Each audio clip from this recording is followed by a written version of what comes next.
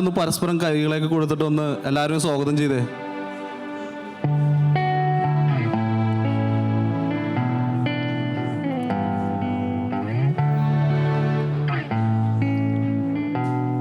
നമ്മളപ്പോൾ ഒരുമിച്ച് എല്ലാവരും കൂടിയിരിക്കുകയാണ്. ഒരാഴ്ച കഴിഞ്ഞ് നമ്മൾ വീണ്ടും ദൈവത്തിൻ്റെ സന്നിധിയിൽ കർത്താവിൽ നിന്ന് കേൾക്കുവാനും ആ കർത്താവിനെ ആരാധിക്കുവാനും വേണ്ടി നമ്മൾ കടന്നു വന്നിരിക്കുകയാണ്. ആമേൻ. അപ്പോൾ നമ്മൾ ആരാധനയിലേക്ക് കടക്കും മുമ്പ് ഞാനൊരു വചനഭാഗം വായിക്കാൻ ആഗ്രഹിക്കുകയാണ്. നമ്മളെല്ലാവരും നമ്മൾ ഈ ഒരാഴ്ച ആയിരുന്നപ്പോൾ എല്ലാവരും പല സിറ്റുവേഷനിൽ നിന്ന് കടന്നു വന്നവരാണ്. നമുക്ക് ഓരോരുത്തർക്കും അറിയാം, നമ്മൾ ചിലർ പല കാരണങ്ങളാൽ ഭാരപ്പെടുന്നവരാണ്, അല്ലെങ്കിൽ പല കാരണങ്ങളാൽ സന്തോഷിക്കുന്നവരാണ്, പല ബുദ്ധിമുട്ടുകളുള്ളവരാണ്. അത് ഓരോരുത്തർക്കും അറിയാം അവനവൻ്റെ കാര്യങ്ങൾ എന്താണെന്ന്. അപ്പോൾ നമ്മൾ ദൈവത്തെ ആരാധിക്കുന്നതിന് മുമ്പ് നമ്മൾ ആ വചനത്തിൽ നിന്ന് 2 ഭാഗങ്ങൾ വായിക്കാൻ ഞാൻ ആഗ്രഹിക്കുകയാണ്. വായിക്കുന്നില്ല, ഞാൻ നിങ്ങളോട് പറയുകയാണ്. നമ്മൾക്കറിയാം, ദാനിയേലിൻ്റെ പുസ്തകത്തിൽ ദാനിയേലിൻ്റെ 6-ാമത്തെ അധ്യായത്തിൽ ഇപ്രകാരം പറയുന്നുണ്ട്, ആ സമയത്ത് രാജാവ് വേറെ ആരെയും നമസ്കരിക്കരുത്, ആ രാജാവിനെ മാത്രം നമസ്കരിക്കാൻ പറയുമ്പോൾ ആ ദാവീദ് നമ്മുടെ ദൈവത്തെ നമസ്കരിച്ചിട്ട് ദാവീദിനെ ആ സിംഹക്കുഴിയിൽ തള്ളുന്നുണ്ട്. നമുക്കറിയാം, ആ സിംഹക്കുഴിയിൽ തള്ളിയപ്പോൾ ആ ദാവീദ് അവിടെ എന്ത് ചെയ്യുമായിരുന്നു എന്ന് നമുക്കറിയാം. ആ ദാവീദ് ആ സിംഹക്കുഴിയിൽ സിംഹത്തിൻ്റെ വായെ ദൈവം അടച്ചു. ആ സിംഹത്തിൻ്റെ വായ അടച്ചിട്ട് ദാവീദ് അവിടെ ഉറങ്ങുകയായിരുന്നു സമാധാനത്തോടെ. രാവിലെ രാജാവ് വന്ന് നോക്കുമ്പോൾ രാജാവ് അവിടെ ദാവീദിന് വേണ്ടി പ്രാർത്ഥിച്ചു. എന്നിട്ട് രാവിലെ വരുമ്പോൾ ആ സിംഹത്തിൻ്റെ കുഴിയിൽ ഇരിക്കുകയായിരുന്നു. അപ്പോൾ അതൊരു 1-ാമത്തെ വാക്യം. അപ്പോൾ അവിടെ ദാവീദിനറിയാം ദൈവം ദാവീദിൻ്റെ കൂടെയുണ്ട്, ആ സിംഹത്തിൻ്റെ വായ അടപ്പിക്കുമെന്ന് ദാവീദിനറിയാം, ആ വിശ്വാസമുണ്ട്. 2-ാമത്തെ ഒരു കാര്യം വായിക്കുമ്പോൾ അപ്പോസ്തല പ്രവൃത്തി 12:6 അവിടെ നമുക്കറിയാം പത്രോസിനെ ജയിലിൽ അടച്ചിട്ടിരിക്കുമ്പോൾ അവിടെ നമ്മുടെ ഇവിടെ ആയിരിക്കുമ്പോൾ 2 ചങ്ങലകളാൽ കെട്ടി 2 ഭടന്മാരുടെ നടുവിലാണ് പത്രോസ് ഇരിക്കുന്നത്. അവിടെയും പറയുന്നു പത്രോസ് ഉറങ്ങുകയായിരുന്നു. അപ്പോൾ നമ്മളൊന്ന് ജസ്റ്റ് ആലോചിച്ച് നോക്കിയാൽ മതി. നമ്മൾ എത്ര പേര് ഇപ്പോൾ ജയിലിലാണെങ്കിൽ, അല്ലെങ്കിൽ നമ്മളുടെ മുമ്പിൽ ഒരു പ്രശ്നം വരുമ്പോൾ തന്നെ പലരുടെയും ഉറക്കം നഷ്ടമാവും, പലരുടെയും നല്ല സമയങ്ങൾ പോവും. അവിടെയെല്ലാം ആ ജയിലായിരിക്കുമ്പോഴും ആ 2 കരങ്ങളും ചങ്ങലകളാൽ ബന്ധിക്കപ്പെട്ടിരിക്കുമ്പോഴും 2 ഭടന്മാരുടെ നടുവിൽ ഒരിക്കലും അവൻ രക്ഷപ്പെടരുതെന്ന് വിചാരിച്ചാണ് അത് പ്രത്യേകം വചനം എടുത്ത് പറയുന്നത്. 2 ഭടന്മാരുടെ നടുവിൽ 2 ചങ്ങലകളാൽ ബന്ധിച്ച് കിടക്കുമ്പോഴും പത്രോസ് അവിടെ ഉറങ്ങുകയായിരുന്നു. ആമേൻ. അടുത്ത ഒരാളുടെ കാര്യം ഞാൻ പറയാൻ പോകുന്നത് നമ്മുടെ യേശുക്രിസ്തുവിനെ കുറിച്ചാണ്. ഹല്ലേലൂയ. മാത്യു 8:23 പറയുന്നു, യേശു പടകിൽ സഞ്ചരിക്കുമ്പോൾ കാറ്റും തിരമാലകളും വന്നു, പടകിനെ ഉലച്ചുകൊണ്ടിരുന്നു, പടക് ഇപ്പോൾ മുങ്ങാറായി എന്ന് വരുമ്പോഴും അവിടെ യേശുവിനെ കാണിക്കുന്നത് യേശു ഉറങ്ങുകയാണ്. ഹല്ലേലൂയ. അപ്പോൾ ആലോചിച്ചത്, ആ വചനം വായിച്ചപ്പോൾ ആലോചിച്ചത്, ഞാനൊരു ഷിപ്പല്ല, ഒരു ബോട്ടിൽ ഞാൻ പണ്ട് കന്യാകുമാരി പോകുമ്പോഴെല്ലാം ഒരു ചെറിയൊരു തിരമാല വന്നപ്പോൾ തന്നെ ഞാൻ വിചാരിച്ചു ബോട്ട് മറിയുമെന്ന്. പക്ഷെ ആ സമയത്ത് യേശു സഞ്ചരിക്കുന്നത് വഞ്ചിയിലാണ്. ആ വലിയ കൊടുങ്കാറ്റും തിരമാല അടിച്ചപ്പോഴും യേശുവിന് അവിടെ ഉറങ്ങണമെങ്കിൽ, സ്വസ്ഥതയോടെ ഉറങ്ങണമെങ്കിൽ യേശുവിനറിയാം. ഹല്ലേലൂയ. യേശുവിൻ്റെ കൂടെ ഉള്ളത് ആരാണെന്നറിയാം. ആ പിതാവിൻ്റെ വലിപ്പം എത്ര ഉണ്ടെന്ന് യേശുവിനറിയാം. ആമേൻ. അപ്പോൾ ഈ 3 പേരും നമ്മുടെ മുമ്പിൽ സാക്ഷികളായി നിൽക്കുമ്പോൾ ഈ നിമിഷം ഞാൻ നിങ്ങളോട് വിളിച്ചു പറയുകയാണ്, ഹല്ലേലൂയ. നമ്മുടെ ജീവിതത്തിൽ ഏതു പ്രതികൂല അവസ്ഥകൾ വന്നാലും, ഹല്ലേലൂയ, നമ്മുടെ ജീവിതം കർത്താവിന് വേണ്ടി കൊടുക്കുകയാണെങ്കിൽ അവൻ നമുക്ക് സ്വസ്ഥത നൽകും, സമാധാനം നൽകും. ഹല്ലേലൂയ. ഏതൊരവസ്ഥയായിരുന്നാലും, ഏത് ബുദ്ധിമുട്ടായാലും നമ്മുടെ കർത്താവിന് ഒരുപോലെയാണ്. ഹല്ലേലൂയ. എത്ര പേര് വിശ്വസിക്കുന്നുണ്ട്?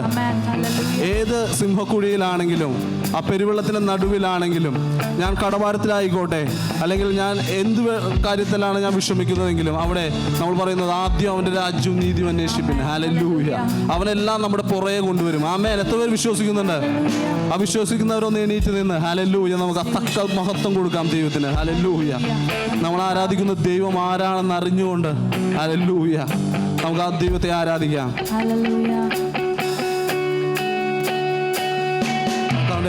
നമ്മുടെ ഹൃദയങ്ങളെ അവൻ്റെ സന്നിധിയിൽ ഏൽപ്പിച്ചു കൊടുക്കാം. ഹല്ലേലൂയ. കർത്താവേ, നിന്ദിതനായിരുന്ന എൻ്റെ കർത്താവേ, ആ ശാപങ്ങളെ നീ നീക്കി. ഹല്ലേലൂയ. ആ അങ്ങയുടെ പുത്രനാക്കി മാറ്റി. ഹല്ലേലൂയ. ഈ ലോകത്തിൽ അനേകരുണ്ട് യേശുനാഥ, എന്നാൽ കർത്താവെ അങ്ങ് ആദിയിലെ എന്നെ പേര് ചൊല്ലി വിളിച്ചിരിക്കുന്നു. ഹല്ലേലൂയ. അമ്മയുടെ ഉദരത്തിലായിരിക്കുമ്പോഴേ എന്നെ കർത്താവെ അങ്ങ് കണ്ടിരിക്കുന്നു. കർത്താവെ, ആ വലിയ സ്നേഹത്തെ ഓർത്ത് ഞങ്ങൾ നന്ദി പറയുന്നു യേശുനാഥ.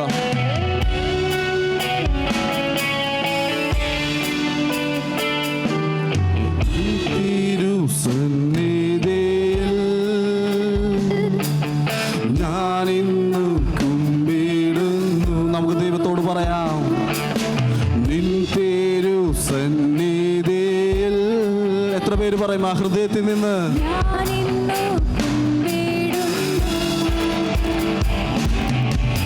ക്രിയയാലല്ല നിന്ദയാൽ മാത്രം ഞാനിന്ന് കുമ്പിടുന്നു. അതെ കർത്താവേ, എൻ ക്രിയയാലല്ല അവന്റെ കൃപ ഒന്നുകൊണ്ട് മാത്രമാണ്. അതുകൊണ്ട് യേശു രാജാവിന് സ്തുതി, രാജാവിന് സ്തോത്രം, ഉന്നതങ്ങളിൽ സ്തുതി. അവന്റെ സൃഷ്ടികൾ അവനെ വാഴ്ത്തട്ടെ, സൃഷ്ടികൾ വാഴ്ത്തട്ടെ, ശുദ്ധർ വണങ്ങട്ടെ, ഉന്നത രാജാവിന് സ്തുതി, രാജാവിന് സ്തോത്രം, ഉന്നതങ്ങളിൽ സ്തുതി. വാഴ്ത്തട്ടെ, ശുദ്ധർ വണങ്ങട്ടെ, ഉന്നതനാം യേശുവേ. വൻ പാപഭാരമെല്ലാം, വൻ പാപഭാരമെല്ലാം നിൻ കൃപയാൽ നീക്കിയല്ലോ. ഒരിക്കൽ കൂടി, വൻ പാപഭാരമെല്ലാം നിൻ കൃപയാൽ നീക്കിയല്ലോ. നമുക്ക് പാടാം. നിന്നീതനാമെന്റെ ശാപങ്ങൾ നിൻ മകനാക്കിയല്ലോ. ആ ദൈവത്തിന്റെ സ്നേഹത്തെ ഓർത്ത്, നിന്നീതനാമെന്റെ ശാപങ്ങൾ നീ നീക്കി നിൻ മകനാക്കി. അതുകൊണ്ട് എൻ്റെ യേശുവിന് സ്തുതി, യേശു രാജാവിന് സ്തുതി, രാജാവിന് സ്തോത്രം, ഉന്നതങ്ങളിൽ സ്തുതി. സൃഷ്ടികൾ വാഴ്ത്തട്ടെ, ശുദ്ധർ വണങ്ങട്ടെ, ഉന്നതനാം യേശുവേ. ഒരിക്കൽ കൂടി യേശു രാജാവിന് സ്തുതി,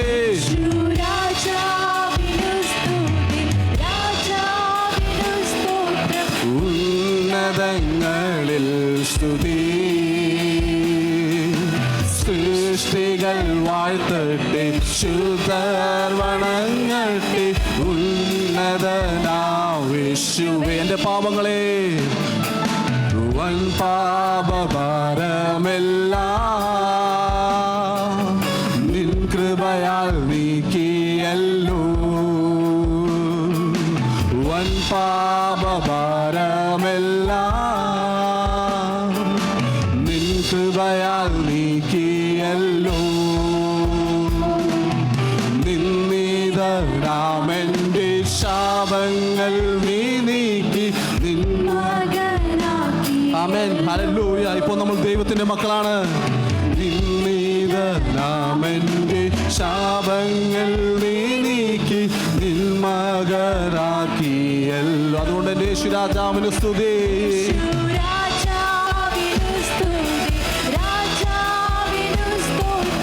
ഉന്നതങ്ങളിൽ സ്തുതി.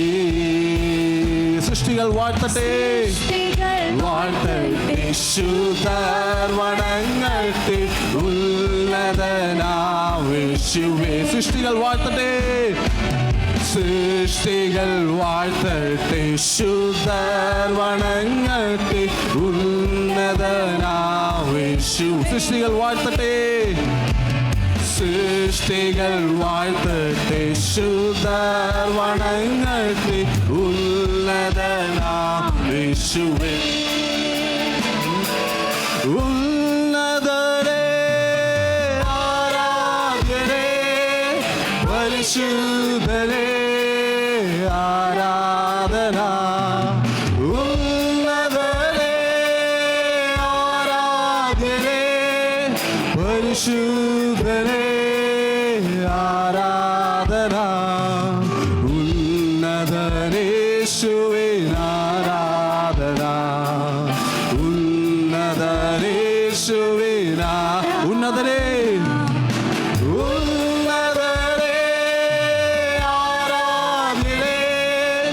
പരിശുദ്ധനേ ആരാധന, ഉന്നതനേ ആരാധ്യനേ, പരിശുദ്ധനേ ആരാധന, ഉന്നതനേശുവിനാരാധന, ഉന്നതനേശുവിനാ. എന്തുകൊണ്ടെന്നാൽ യേശു ആരിലും വലിയവൻ,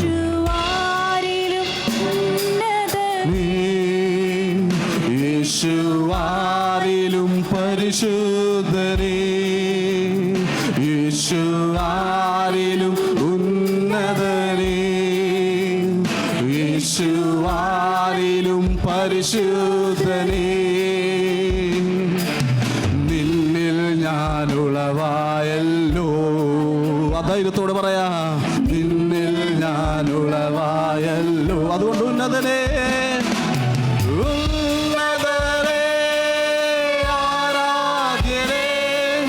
പരിശുദ്ധനേ അങ്ങേക്ക് ആരാധന,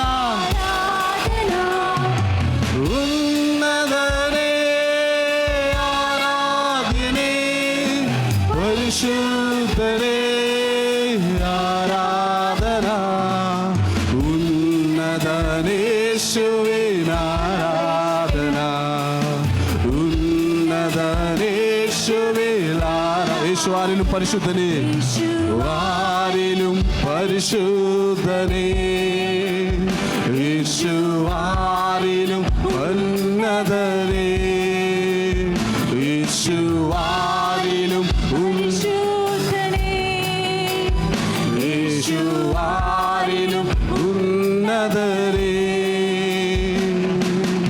അവനിൽ ഞാനുളവായല്ലോ, അവനിൽ ഞാനുളവായല്ലോ, ഉന്നതനേ. സഭ പാടിയാട്ടെ ഹല്ലേലൂയ. അങ്ങേക്ക് ആരാധന കർത്താവേ, പരിശുദ്ധൻ പരിശുദ്ധൻ ആരാധ്യനേ, പരിശുദ്ധനേ ഒരിക്കൽ കൂടി ഉന്നതനേ, ഉന്നതനേ ആരാധ്യനേ, പരിശുദ്ധനേ ആരാധന, ഉന്നതനേശുവിനാരാധന, ഉന്നതനേശുവിനാരാ. ഒരിക്കൽ കൂടി പാടാം. യേശുവാരിലും ശുദ്ധനേ, യേശുവാരിലും, യേശുവാരിലും, യേശുവാരിലും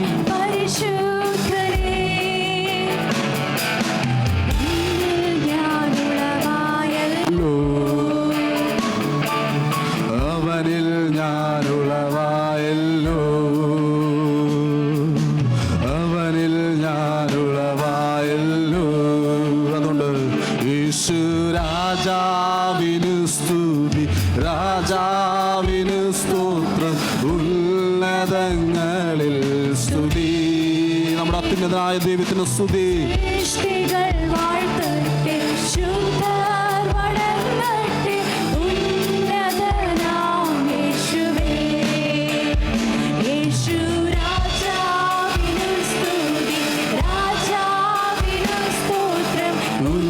ഉന്നതങ്ങളിൽ സ്തുതി, സൃഷ്ടികൾ വാഴ്ത്തട്ടെ, ശുദ്ധർ വണങ്ങട്ടെ, യേശുവേ. ഉന്നതരേ ആരാധ്യനേ, പരിശുദ്ധരേ നമ്മുടെ ദൈവം ആരാണെന്ന് അറിഞ്ഞുകൊണ്ട് ആരാധ്യരേ പരിശുദ്ധരേ ആരാധന ഉന്നതനേശുവേ ആരാധന ഉന്നതനേശുവേ ആരാധന ഉന്നതനേശുവേ ആരാധന കർത്താവേ ഉന്നതനേശുവേ ആരാധന. എത്ര പേർ വിശ്വസിക്കുന്നു യേശു ഉന്നതനാണ്? അവൻ മരണത്തെ ജയിച്ച് ഉയർത്തെഴുന്നേറ്റ് ഇന്നും ജീവിക്കുന്ന ദൈവമാണ്. ഹല്ലേലൂയ. ആ വിശ്വാസത്തോടെ നമ്മൾ ദൈവത്തെ ആരാധിക്കാൻ പോവാണ്.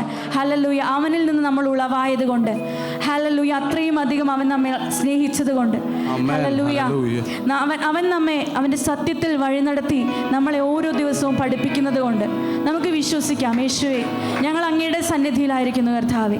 പരിശുദ്ധാത്മാവ് അങ്ങയുടെ സാന്നിധ്യം ഇവിടെയുണ്ട്. ഞങ്ങളത് പൂർണ്ണമായും വിശ്വസിക്കുന്നു. യേശുവിനെ ഉയർത്തുവാൻ കർത്താവേ ഞങ്ങളെ ഓരോരുത്തരെയും അങ്ങ് സഹായിക്കണമേ എന്ന് പ്രാർത്ഥിക്കുകയാണ് കർത്താവേ. ഒരു ദിവസം മുഴുവൻ ഞങ്ങളുടെ ഓരോ ദിവസവും തുടങ്ങുമ്പോൾ കർത്താവേ ഞങ്ങൾ അങ്ങയിൽ പ്രത്യാശ വെക്കുന്നു കർത്താവേ. അങ്ങ് ഞങ്ങളെ വഴി നടത്തണമേ, ഞങ്ങളെ പണിയണമേ എന്ന് പ്രാർത്ഥിക്കുന്നു. വചനം പറയുന്നു, ഇപ്പോൾ എൻ്റെ ചുറ്റുമുള്ള ശത്രുക്കളുടെ മേൽ എൻ്റെ തല ഉയരും. ഞാൻ അവൻ്റെ കൂടാരത്തിൽ ജയഘോഷയാഗങ്ങളെ അർപ്പിക്കും. ഞാൻ യഹോവയ്ക്ക് പാടി കീർത്തനം ചെയ്യും. എത്ര പേർ പറയും കർത്താവേ ഞാൻ യഹോവയ്ക്ക് പാടി കീർത്തനം ചെയ്യും? അടിച്ചുകൊണ്ട് നമുക്ക് പാടാം. ഇവിടെ പറയുന്നു, എൻ്റെ മുഖം അന്വേഷിപ്പിൻ എന്ന് നിങ്ങൾ എൻ്റെ കൽപ്പന വരുന്നു എന്നെൻ്റെ ഹൃദയം പറയുന്നു. യഹോവേ, ഞാൻ നിന്റെ മുഖം അന്വേഷിക്കുന്നു. ഹല്ലേലൂയ. യഹോവയുടെ മുഖം അന്വേഷിച്ചുകൊണ്ട് നമ്മുടെ എല്ലാ പ്രശ്നങ്ങളെയും എല്ലാ ചിന്തകളെയും മാറ്റിവെച്ചുകൊണ്ട് അവൻ്റെ മുഖത്തെ മാത്രം നോക്കിക്കൊണ്ടെന്ന് ആരാധിക്കാമോ? യേശുവിനോട് പറയാം, കർത്താവേ, എൻ്റെ ഉള്ളം നിന്നിൽ സന്തോഷിക്കുന്ന കർത്താവേ, എൻ്റെ ഉള്ളം നിന്നെ സ്തുതിക്കുന്ന കർത്താവേ. ഹല്ലേലൂയ. ആത്മാവിനാലെ അവനിപ്പോൾ നമ്മളെ നിറയ്ക്കാൻ പോവുകയാണ്. അവൻ ഓരോ നിമിഷവും അവൻ്റെ സാന്നിധ്യത്താൽ നമ്മളെ നിറയ്ക്കാൻ പോവുകയാണ്. കരങ്ങൾ അടിച്ച് പാടാം, എന്നുള്ളമേ നീ അവനെ മാത്രം സ്തുതിക്കാം.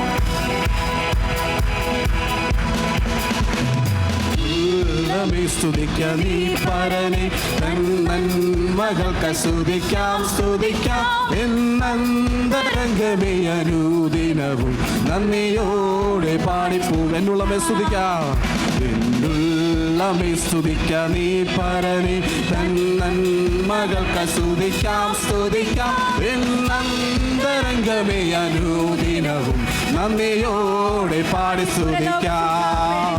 സുരലോക സുഖം വെടിഞ്ഞു നിന്നെ തേടി വന്ന ഇടയിൽ, സുരലോക സുഖം വെടിഞ്ഞു നിന്നെ തേടി വന്ന ഇടയിൽ, തൻ്റെ ദേഹമെന്ന തിരശീല ചിന്തി തവ മോക്ഷമാർഗം തുറന്നു. ഹല്ലേലൂയ.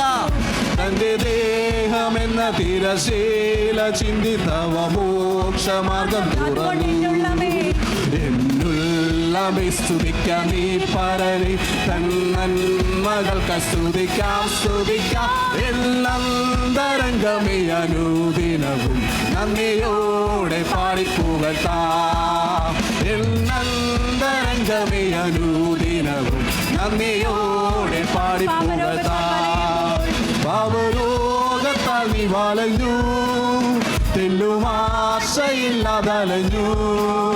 പാപരോഗത്താൽ നീ വലഞ്ഞു, പാരം കേട്ടിടുമ്പോൾ തിരുമേനി അതിൽ നിന്റെ വാതിയെല്ലാം തുറച്ചു. പാരം കേട്ടിടുമ്പോൾ തിരുമേനി അതിൽ നിന്റെ വ്യാധിയെല്ലാം എൻ്റെ യേശു വഹിച്ചു. അതുകൊണ്ട് നമ്മെ സ്തുതിക്കാം നീ പരനെ തന്മകൾക്ക് സ്തുതിക്കാം സ്തുതിക്കാം അനുദിന സന്തോഷത്തോടെ പാടിപ്പുകഴ്ത്താം. എന്നന്തരംഗമേ അനുദിനവും നന്ദിയോടെ പാടിപ്പുകഴ്ത്താം. പല ശോധനകൾ വരുമ്പോൾ ഭാരങ്ങൾ പെരുകിടുമ്പോൾ എൻ്റെ ദൈവം എൻ്റെ കൂടെയുണ്ട്. ദാനിയേലിന്റെ ദൈവം, പത്രോസിന്റെ ദൈവം കാത്തു സൂക്ഷിച്ചൊരു കാന്തനല്ലോ നിന്റെ ഭാരമെല്ലാം ചുമന്നു. നിന്നെ കാത്തു സൂക്ഷിച്ചൊരു കാന്തനല്ലോ നിന്റെ എല്ലാം ചുമന്നു. അതുകൊണ്ട് എന്നുള്ളമേ സ്തുതിക്കാം നീ പരനെ തന്മകൾക്കായി സ്തുതിക്കാം എന്നന്തരംഗമേ അനുദിനവും നന്ദിയോടെ പാടിപ്പുകഴ്ത്താം. എന്നന്തരംഗമേ എന്നന്തരംഗമേ അനുദിനവും നന്ദിയോടെ പാടി സ്തുതിക്കാം. ആത്മാവിനാലെ നിറച്ചു ആനന്ദമുള്ളിൽ പകർന്നു. ആത്മാവിനാലെ നിറച്ചു ആനന്ദമുള്ളിൽ പകർന്നു. പ്രത്യാശ വർദ്ധിപ്പിച്ചു പാലിച്ചിടും തവ സ്നേഹമതിശയമേ. പ്രത്യാശ വർദ്ധിപ്പിച്ചു പാലിച്ചിടും തവ സ്നേഹമതിശയം. അവന്റെ സ്നേഹത്തെ ഓർത്ത് എന്നുള്ളമേ സ്തുതിക്കാം നീ പരനെ തന്മകൾക്ക് സ്തുതിക്കാം എന്നന്തരംഗമേ അനുദിനവും നന്ദിയോടെ പാടിപ്പുകഴ്ത്താം. എന്നന്തരംഗമേ അനുദിനവും നന്ദിയോടെ പാടിപ്പുകഴ്ത്താം. ആത്മാവിനാലെ നിറച്ചു ആനന്ദമുള്ളിൽ പകർന്നു. ആത്മാവിനാലെ നിറച്ചു ആനന്ദമുള്ളിൽ പകർന്നു.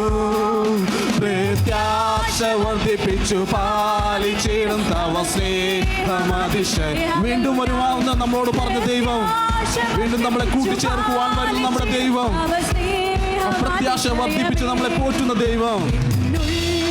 സ്തുതിക്കാം നീ പരനെ തന്മകൾക്ക് സ്തുതിക്കാം എന്നന്തരംഗമേ അനുദിനവും നന്ദിയുള്ള ഹൃദയത്തോടെ എന്നന്തരംഗമേ അനുദിനവും നന്ദിയോടെ പാടി. എത്ര നല്ലവൻ മതിയായവൻ എന്നെ കരുതുന്ന കർത്തനവൻ. എത്ര നല്ലവൻ മതിയായവൻ എന്നെ കരുതുന്ന കർത്തനവൻ. എന്റെ ആവശ്യങ്ങളെല്ലാം അറിഞ്ഞിടുന്ന ഏറ്റവും അടുത്ത സഹായകൻ താൻ.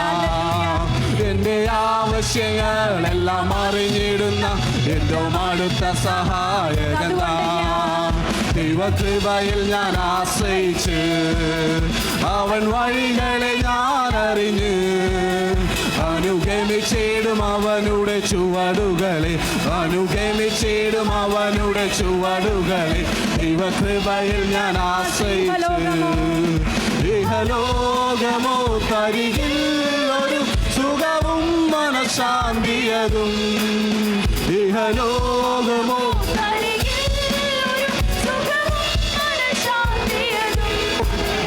എന്റെ യേശുവിന്റെ തിരുസന്നിധിയിൽ എന്നും ആനന്ദമുണ്ടെനിക്ക്. എന്റെ യേശുവിന്റെ തിരുസന്നിധിയിൽ എന്നും ആനന്ദമുണ്ടെനിക്ക്. ദൈവകൃപയിൽ ഞാൻ ആശ്രയിച്ച് അവൻ വഴികളെ ഞാൻ അറിഞ്ഞ് അനുഗമിച്ചിടും അവനുടെ ചുവടുകളെ. അനുഗമിച്ചിടും അവനുടെ ചുവടുകളെ. ദൈവകൃപയിൽ ഞാൻ ആശ്രയിച്ച് മനോവേദന പല ശോധന മമ ജീവിത പാതയിൽ. മനോവേദന പല ശോധന മമ ജീവിത പാതയിൽ. മാറാതേറിടുമ്പോൾ ആത്മനാഥനവൻ മാറിൽ ചാരി ഞാൻ ആശ്വസിക്കും. മാറാതേറിടുമ്പോൾ ആത്മനാഥനവൻ മാറിൽ ചാരി ഞാൻ ആശ്വസിക്കും. ഞാൻ ആശ്രയിച്ച് അവൻ വഴികളെ ഞാൻ അറിഞ്ഞ് അനുഗമിച്ചിടും അവനുടെ ചുവടുകളെ. അനുഗമിച്ചിടും അവനുടെ ചുവടുകളെ. ദൈവകൃപയിൽ ഞാൻ ആശ്രയിച്ച് എന്റെ ആയുസ്സിൻ ദിനമൊക്കെയും തന്റെ നാമമഹത്വത്തിനാ. എന്റെ ആയുസ്സിൻ ദിനമൊക്കെയും തന്റെ നാമമഹത്വത്തിനാ. ഒരു കൈത്തിരി പോൽ എരിഞ്ഞൊരിക്കൽ തിരുമാറിൽ മറഞ്ഞിടും ഞാൻ. ഒരു കൈത്തിരി പോൽ കത്തി എരിഞ്ഞൊരിക്കൽ തിരുമാവിൽ മറഞ്ഞിടും ഞാൻ. ദൈവകൃപയിൽ ഞാൻ ആശ്രയിച്ച് അവൻ വഴികളെ ഞാൻ അറിഞ്ഞ് അനുഗമിച്ചിടും അവനുടെ ചുവടുകളെ, അനുഗമിച്ചിടും അവനുടെ ചുവടുകളെ. ദൈവകൃപയിൽ ഞാൻ ആശ്രയിച്ച് എത്ര നല്ലവൻ മതിയായവൻ എന്നെ കരുതുന്ന കർത്തനവൻ. എത്ര നല്ലവൻ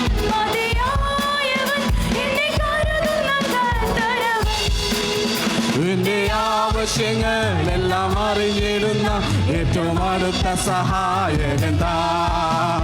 എന്റെ ആവശ്യങ്ങളെല്ലാം അറിഞ്ഞിടുന്ന ഏറ്റവും അടുത്ത സഹായകൻ താൻ.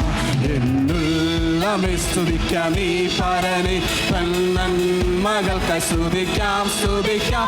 എന്നന്തരംഗമേ അനുദിനവും നന്ദിയോടെ പാടിപ്പോക. ഒരിക്കൽ കൂടെ എന്നുള്ളമേ സ്തുതിക്കാം നീ പരനെ, തന്മകൾക്ക് സ്തുതിക്കാം സ്തുതിക്കാം. എന്നന്തരംഗമേ അനുദിനവും നന്ദിയോടെ ഒരിക്കൽ കൂടി എന്നുള്ളമേ സ്തുതിക്കാം സന്തോഷത്തോടെ.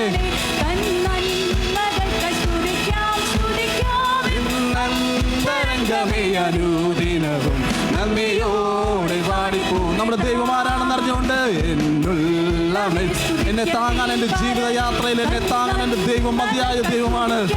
അതുകൊണ്ട് ഞാൻ സന്തോഷിച്ചാർക്കും എൻ്റെ ദൈവസന്നിധിയിൽ നന്ദിയോടെ പാടിപ്പൂകൾക്കാം, നന്ദിയോടെ പാടിപ്പൂകൾക്കാം, നന്ദിയോടെ പാടിപ്പൂകൾക്കാം. ഹല്ലേലൂയ. കർത്താവേ, കർത്താവ് ഇപ്പം ഞങ്ങൾ അറിയുന്നു കർത്താവേ. ഹല്ലേലൂയ. കർത്താവ് ഞങ്ങളുടെ വചനങ്ങൾ കേട്ടതുപോലെ ഞങ്ങൾ പാടിയതുപോലെ യേശുനാഥ കർത്താവെ അങ്ങയിൽ കർത്താവെ ഉറച്ചിരിപ്പാൻ തക്കവണ്ണം. ഹല്ലേലൂയ. അങ്ങയുടെ മാറോട് പറ്റിയിരിക്കുവാൻ തക്കവണ്ണം കർത്താവെ. അവിടെ വചനം പറയുന്നത് പോലെ ഭയപ്പെടേണ്ട ഞാൻ നിന്നോട് കൂടെയുണ്ടെന്ന് ആ വചനത്തിൽ പല പ്രാവശ്യം ഞങ്ങളോട് അരുൾ ചെയ്തതുപോലെ കർത്താവെ, കർത്താവ് അങ്ങയുടെ വാക്കിൽ വിശ്വസിച്ചുകൊണ്ട് കർത്താവെ ഹല്ലേലൂയ, ഏത് പ്രതികൂല അവസ്ഥ വന്നാലും ഹല്ലേലൂയ എൻ്റെ ദൈവം അതിനെല്ലാക്കാൾ ഉപരി വലുതാകുന്നു, മതിയായ ദൈവം എന്ന് പറയുവാൻ തക്കോണം. എൻ്റെ പ്രതികൂലാവസ്ഥയോട് ഏതൊരവസ്ഥ എന്നെ പോരാടിക്കോട്ടെ അവയോടെല്ലാം പറയുവാൻ തക്കോണം എൻ്റെ ദൈവം ഹല്ലേലൂയ ഇന്നും ജീവിക്കുന്ന ദൈവമാണെന്ന് പറയുവാൻ തക്കോണം. ഹല്ലേലൂയ. അത് നമ്മുടെ ആ ദൈവത്തിൻ്റെ സ്നേഹത്തെ ഓർത്ത് ഹല്ലേലൂയ, നമ്മൾ ആ നല്ലൊരു അപ്പനെ പോലെ നമ്മൾ ആ പിതാവ് സന്നിധിയിൽ നിന്ന് വിട്ടുമാറിയാലും നമ്മുടെ വരവ് കാത്തു നിൽക്കുന്ന നമ്മുടെ ദൈവം ഹല്ലേലൂയ. അവൻ്റെ സന്നിധിയിലേക്ക് വരുമ്പോൾ ഹല്ലേലൂയ ആ പുതിയ ഉടുപ്പിടിപ്പിച്ച് ആ പുതിയ മോതിരം നൽകി ഹല്ലേലൂയ ചുംബിച്ച് നമ്മളെ തിരിച്ച് മാറിൽ ചേർക്കുന്ന നമ്മുടെ നല്ലൊരു പിതാവ് നമ്മുടെ കൂടെയുണ്ട്. ഹല്ലേലൂയ. ഈ സമയം നമുക്ക് ആ പിതാവിൻ്റെ സന്നിധിയിലേക്ക് അടുത്ത് ചെല്ലാം. ഹല്ലേലൂയ.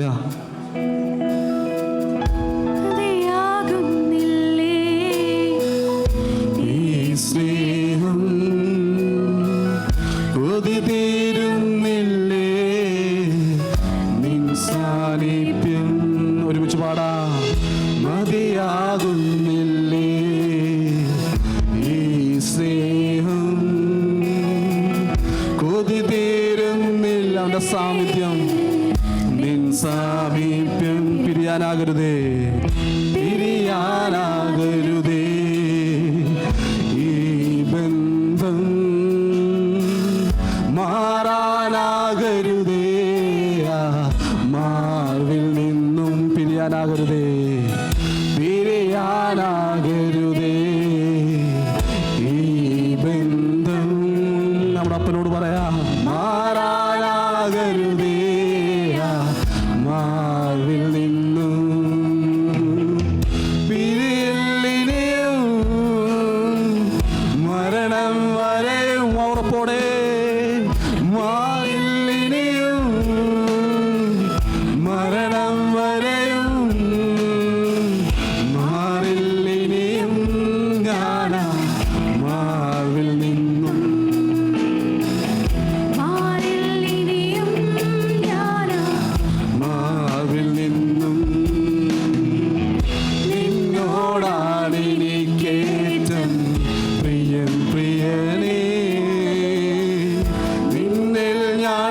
കാണുന്നു ജീവന്റെ മൊഴികളെ, നിന്നോടാണ് എനിക്കേറ്റം പ്രിയം പ്രിയനേ.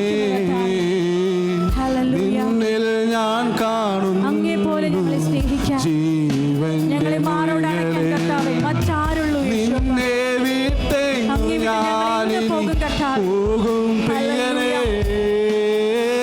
നിന്നെ വിട്ടെങ്ങു ഞാനിനി പോകും പ്രിയനേ. നീയല്ലോ യേശുവേ ആമേൻ ഹല്ലേലൂയ.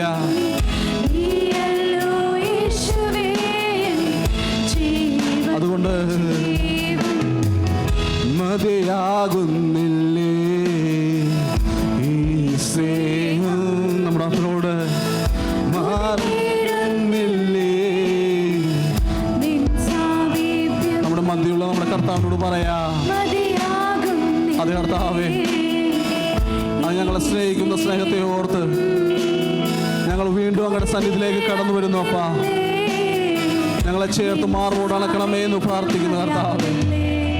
കർത്താവ്, ഞങ്ങളുടെ ഏത് കഷ്ടപ്പാടിലും ഞങ്ങളുടെ ഏത് ആവശ്യത്തിലും എൻ്റെ അപ്പം മതിയാതാണെന്ന് ഞാൻ അറിയുന്നു കർത്താവ്.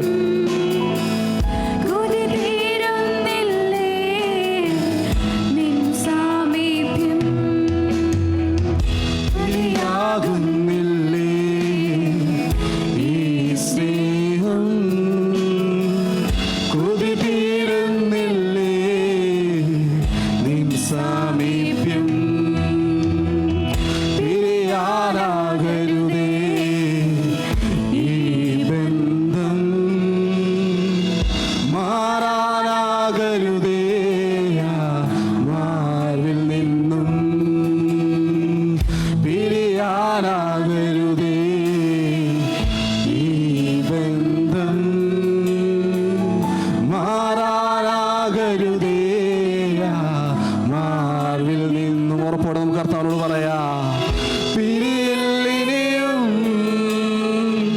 മരണം വരെയും, ഒരിക്കൽ കൂടി പിരിയിലിനിയും മരണം വരെയും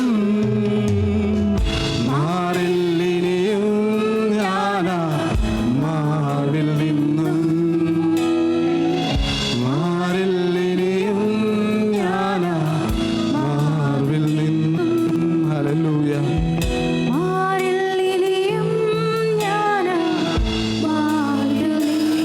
ആമേൻ. ആപ്പന്റെ ചൂട് പറ്റി. ഹല്ലേലൂയ. ആപ്പന്റെ വായിൽ നിന്ന് കേൾക്കുവാൻ തക്കവണ്ണം ആ ഹൃദയത്തോട് പറ്റി നിന്ന് കർത്താവേ, ഹല്ലേലൂയ. കർത്താവ്, അങ്ങ് ഞങ്ങളോട് സംസാരിക്കുന്ന കാര്യങ്ങൾ കേൾക്കുവാൻ തക്കവണ്ണം കർത്താവേ, ആപ്പന്റെ പദ്ധതി എന്താണെന്ന്, ഞങ്ങളെക്കുറിച്ചുള്ള പദ്ധതി എന്താണെന്ന് ഞങ്ങൾ കേൾക്കുവാൻ തക്കവണ്ണം ഞങ്ങളെ സഹായിക്കണമേ എന്ന് പ്രാർത്ഥിക്കുന്നു കർത്താവ്. കർത്താവ്, അങ്ങ് ഞങ്ങളോട് സംസാരിക്കണമേ എന്ന് പ്രാർത്ഥിക്കുന്നു കർത്താവ്. ഞങ്ങൾ അങ്ങയോട് പറ്റിയിരിക്കുന്നു യേശുനാഥ. ഹല്ലേലൂയ. കർത്താവിന്റെ സാന്നിധ്യം ഞങ്ങളുടെ മധ്യമുള്ളതിനോർത്ത് ഞങ്ങൾ നന്ദി പറയുന്നു. ഞങ്ങളുടെ പിതാവാം ദൈവത്തെ പൂർണ്ണ ഹൃദയത്തോടെ, പൂർണ്ണാത്മാവോടെ, പൂർണ്ണ ശക്തിയോടെ, ഞങ്ങളുള്ള സകലതും കൊണ്ട് അങ്ങേ ആരാധിക്കുവാനും അങ്ങേ പിൻപറ്റുവാനും തൊക്കെ ഞങ്ങളെ ഏൽപ്പിച്ചു തരുന്നു കർത്താവ്. കർത്താവ്, ഞങ്ങളെ വഴി നടത്തണമേ എന്ന് പ്രാർത്ഥിക്കുന്നു കർത്താവ്. ഞങ്ങളുടെ കൂടെയുള്ളതിനോർത്ത് നന്ദി പറയുന്നു കർത്താവ്. ഭയപ്പെടേണ്ട, ഞാൻ നിങ്ങളോട് കൂടെയുണ്ടെന്ന് അരുൾ ചെയ്ത ദൈവമേ നന്ദി പറയുന്നു കർത്താവ്. യേശുവിന്റെ നാമത്തിൽ പ്രാർത്ഥിക്കുമ്പോൾ കൃപയോടെ കേൾക്കണമേ സ്വർഗ്ഗീയ പിതാവേ. ആമേൻ.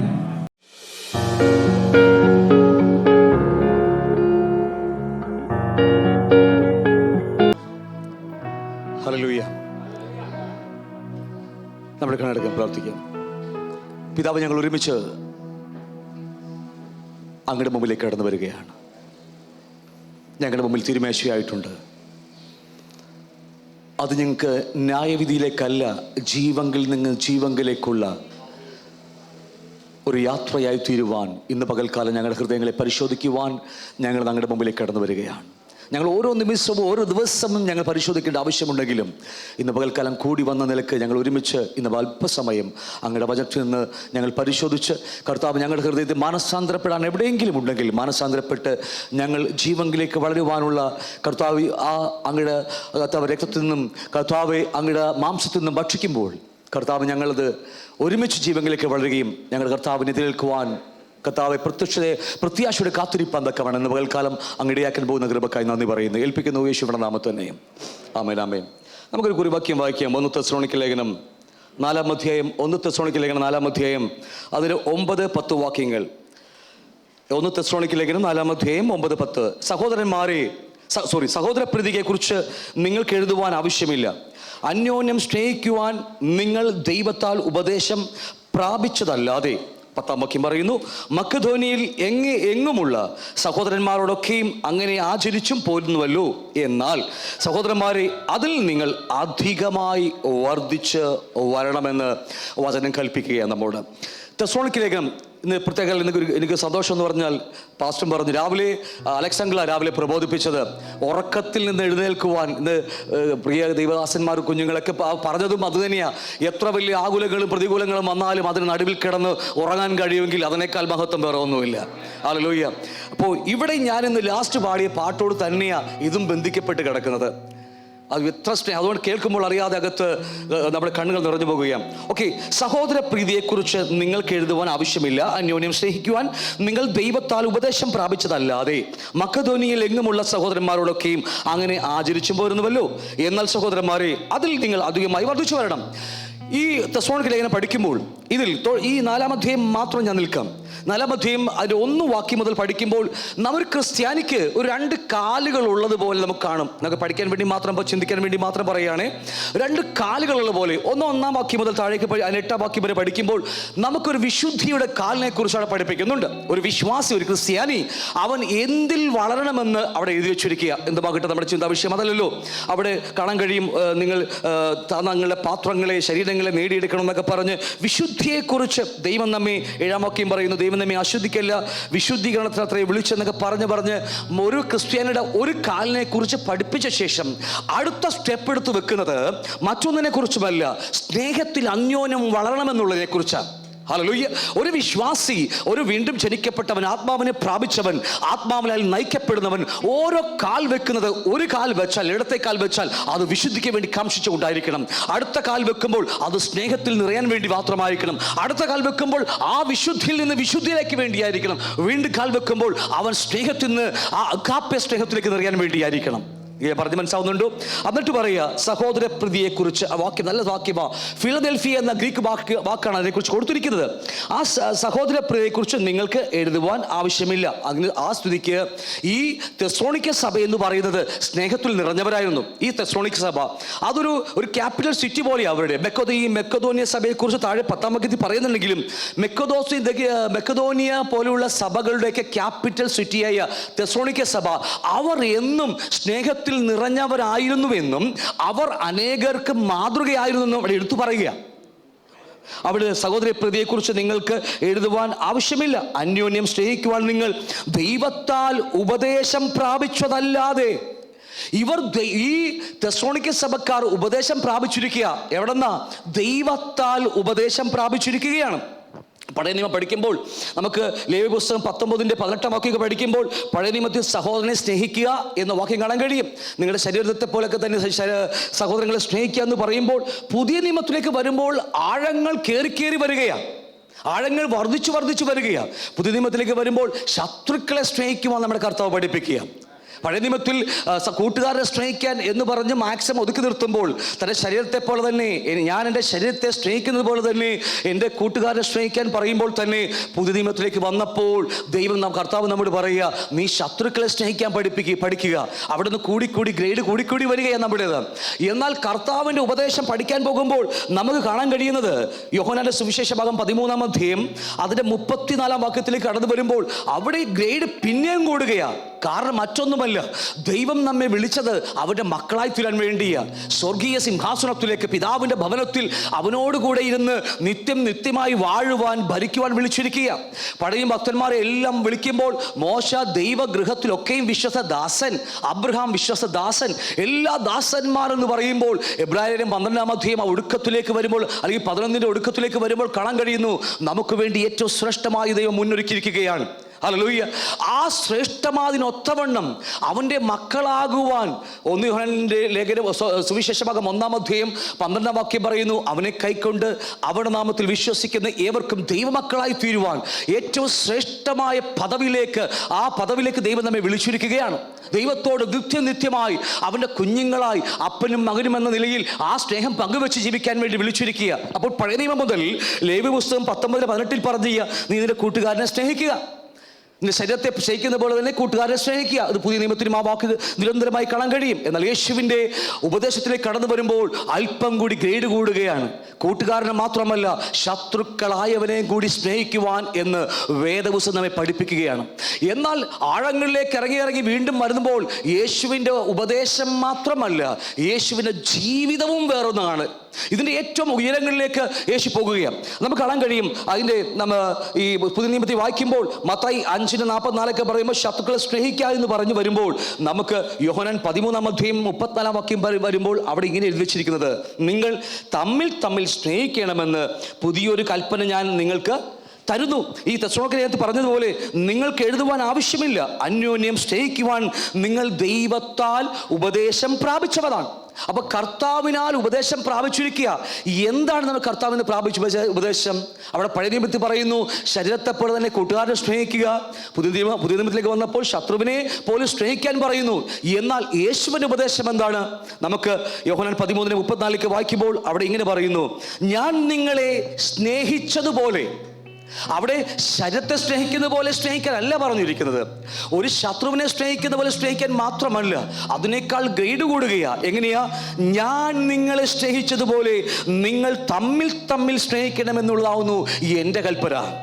വ്യത്യാസം, ഗ്രേഡ് കൂടുകയാ. എങ്ങനെയാണ് യേശു നമ്മെ സ്നേഹിച്ചത്? അവൻ്റെ പ്രാണനെ വെച്ച് കൊടുത്തുകൊണ്ടാണ്.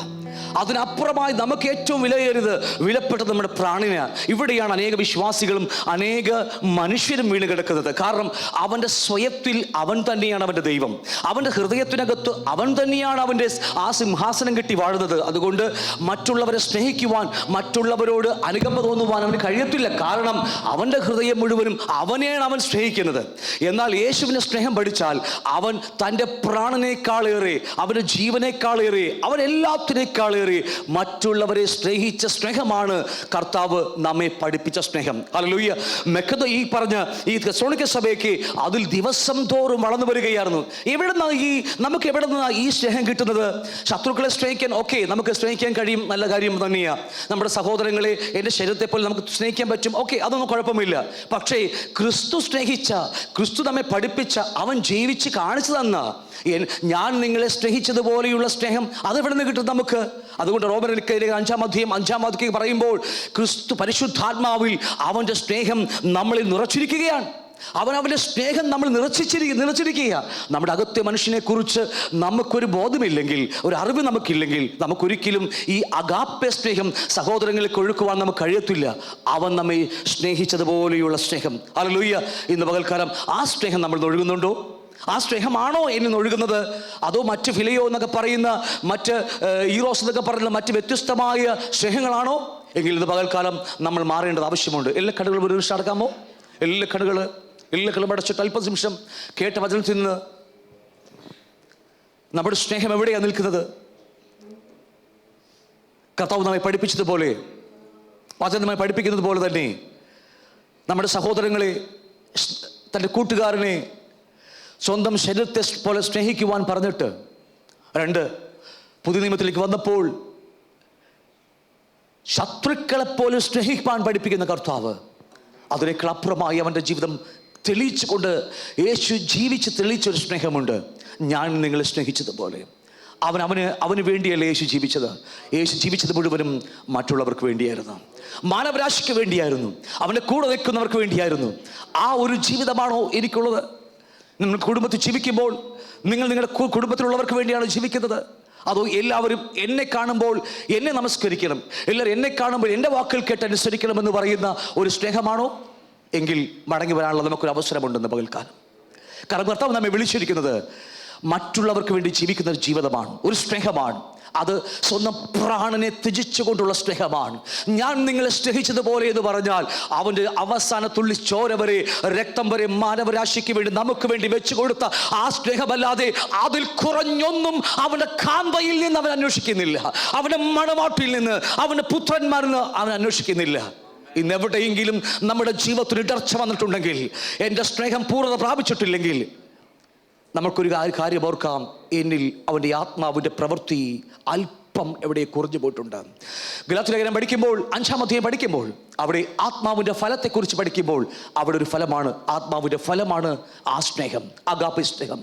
ഇന്ന് എന്നിൽ നിന്ന് അത് ഒഴുകുന്നില്ലെങ്കിൽ നമ്മൾ എവിടെയോ ഒരു കുറവ് ആത്മാവിന് ഇടപെടുവാൻ, ആത്മാവിന് പ്രവർത്തിക്കുവാൻ, എന്നിലൂടെ ആത്മാവിന് ലോകത്തിലേക്ക് ഇറങ്ങി നിന്ന് ക്രിസ്തുവിനെ വെളിപ്പെടുത്തുവാൻ, ക്രിസ്തുവിനെ പ്രസാദിപ്പിക്കുവാൻ, ക്രിസ്തുവിനെ ഉയർത്തുവാൻ കഴിയുന്നില്ലെങ്കിൽ നമ്മൾക്ക് എവിടെയോ ഒരു മിസ്റ്റേക്ക് ഉണ്ട്.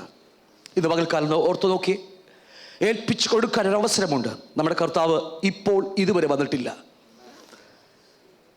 സ്നേഹത്തിന്റെ പൂർണ്ണതയിലേക്ക് വരുവാൻ വേദപുസ്തകം അടിവരയിട്ട് പഠിച്ച വെളിപ്പാട് പുസ്തകം ഉൾപ്പെടെ ആദ്യ സ്നേഹത്തിലേക്ക് മടങ്ങി വരാൻ വിളിക്കുന്ന കർത്താവ് ഇന്നൊരു കുറവ് നമുക്കുണ്ടെങ്കിൽ ആ കുറവ് നികത്തുന്ന സ്ഥലമായി ഇന്ന് ഇത് മാറട്ടെ. ഇതാകുന്ന സുപ്രധാന കാലം, ഇതാകുന്നു നമ്മുടെ രക്ഷാ ദിവസം, നമ്മുടെ പാപങ്ങളെ ഏറ്റുപറഞ്ഞുപേക്ഷിക്കുന്ന ദിവസം.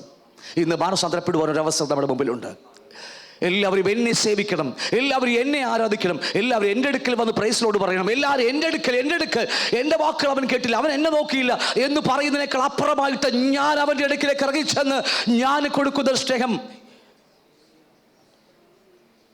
എത്ര പേരുടെ ഹൃദയത്തിൽ പരിശുദ്ധാത്മാവ് പാപവും നൽകുന്നുണ്ട്. തെറ്റിനെ കുറിച്ച് നമ്മുടെ ഹൃദയത്തിൽ എവിടെയെങ്കിലും കുത്തുകൊള്ളുന്നുണ്ടോ? ഉണ്ടെങ്കിൽ നല്ലതാ, നന്മക്ക് വേണ്ടിയാ അവൻ നമ്മെ ഇന്നും സ്നേഹിക്കുക, നമ്മെ മടങ്ങി വരുവാൻ അവസരം നൽകുകയാ. ഏൽപ്പിച്ചു കൊടുത്താട്ടെ. എവിടെയെങ്കിലും തെറ്റ് പറ്റിയിട്ടുണ്ടെങ്കിൽ മാത്രം അവനോട് പറ, കർത്താവേ ക്ഷമിക്കണമേ, അവിടുത്തെ സ്നേഹത്തെക്കുറിച്ച് എനിക്കറിയില്ല. കാരണം കാൽവരി ക്രൂശിനെ ഓർക്കാൻ നമുക്ക് എപ്പോഴും ഓർക്കാൻ പറഞ്ഞിട്ട് അവിടുന്ന് കാൽവരി ക്രൂശിനെ എനിക്ക് വേണ്ടി തകർത്തത് അവൻ എന്നെ സ്നേഹിച്ചു, എനിക്ക് വേണ്ടി, നമുക്ക് വേണ്ടി, എനിക്ക് വേണ്ടിയാണെന്നുള്ള സത്യം ഞാൻ മറന്നുപോയി. കർത്താവേ, 10,000 താലന്ത് ക്ഷമിച്ചത് കിട്ടിയിട്ടും സഹോദരൻ്റെ 100 താലന്ത് അല്ലെങ്കിൽ 100 വെള്ളിക്കാശ് ക്ഷമിക്കുവാൻ എനിക്ക് കഴിയുന്നില്ലെങ്കിൽ, അവനെ എന്നെക്കാളേറെ എനിക്ക് സ്നേഹിക്കാൻ കഴിയുന്നില്ലെങ്കിൽ എൻ്റെ ഭാഗത്ത് മിസ്റ്റേക്ക് ഉണ്ട്. കർത്താവേ, എന്നോട് ക്ഷമിക്കണമേ. ഇത് പകൽക്കാലം ഏൽപ്പിച്ചു കൊടുക്കാം. അവൻ്റെ രക്തം നമുക്ക് വേണ്ടി ഇന്നും കൃപാസനത്തിൽ അവൻ ശ്രേഷ്ഠ മഹാപുരോഹിതനായി മൽക്കിസേദെക്കിന്റെ ക്രമപ്രകാരം ഇന്ന് നമുക്ക് വേണ്ടി വാദിച്ചു കൊണ്ടിരിക്കുന്നത്.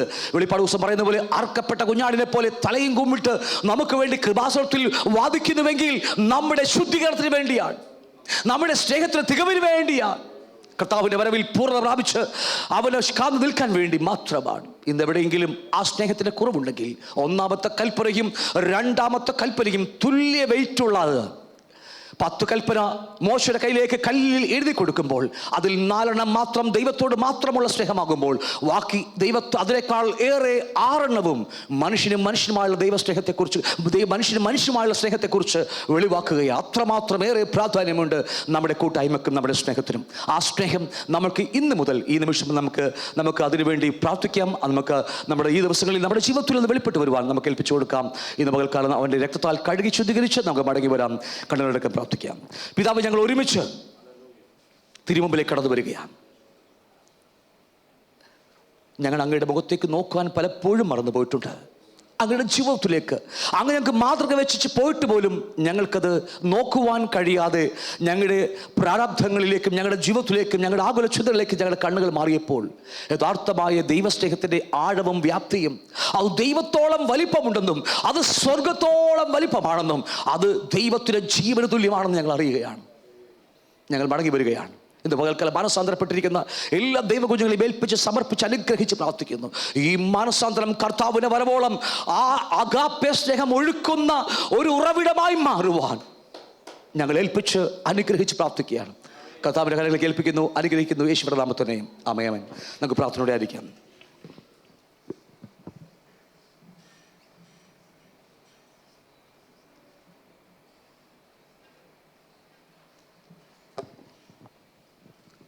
നമുക്ക് ഉപേക്ഷയിലേക്ക് കിടക്കാം. കർത്താവ് യേശുവിനെ ഒറ്റ കൊടുത്ത രാത്രിയിൽ അവൻ അപ്പമെടുത്ത് സ്തോത്രം ചൊല്ലി നുറുക്കി, ഇത് നിങ്ങൾക്ക് വേണ്ടി തകർക്കപ്പെടുന്ന ശരീരം എൻ്റെ ഓർമ്മക്കായി വാങ്ങി ഭക്ഷിപ്പിൻ എന്ന് പറഞ്ഞു. അവൻ അത്താഴം കഴിച്ച ശേഷം പാനപാത്രം എടുത്തു, ഇത് നിങ്ങൾക്ക് വേണ്ടിയുള്ള എൻ്റെ പുതിയ നിയമത്തിൻ്റെ രക്തം. ഇത് കുടിക്കുമ്പോഴൊക്കെയും എൻ്റെ ഓർമ്മക്കായി ചെയ്യുമെന്ന് പറഞ്ഞു. അങ്ങനെ നിങ്ങൾ താഴ്ന്നിരിക്കുകയും പാനത്തിന് കുടിക്കുകയും ചെയ്യുമ്പോൾ കർത്താവിൻ്റെ വരവോളം അവൻ്റെ മരണത്തെ പ്രസ്താവിക്കുന്നു. അതുകൊണ്ട് അയോഗ്യമായി അപ്പത്തിലേക്ക് വീഞ്ഞിലേക്ക് കരങ്ങൾ നീട്ടുന്നവൻ ശിക്ഷയ്ക്ക് യോഗ്യമാകുമെന്ന് വേദപുസ്തകം അടിവരിട്ട് പഠിപ്പിക്കുക. കർത്താവിനെ രക്ഷകനാഥനുമായി സ്വീകരിച്ച് ജലത്തിൽ സ്നാനപ്പെട്ട് മനുഷ്യരോടും ദൈവത്തോടും കുറ്റമറ്റ മനസാക്ഷി ജീവിക്കുന്ന ഏത് ഒരു ഭക്തനും ഈ തിരുമേശയിലെ കരങ്ങൾ നീട്ടുവാൻ അവകാശമുണ്ട്, അധികാരമുണ്ട്.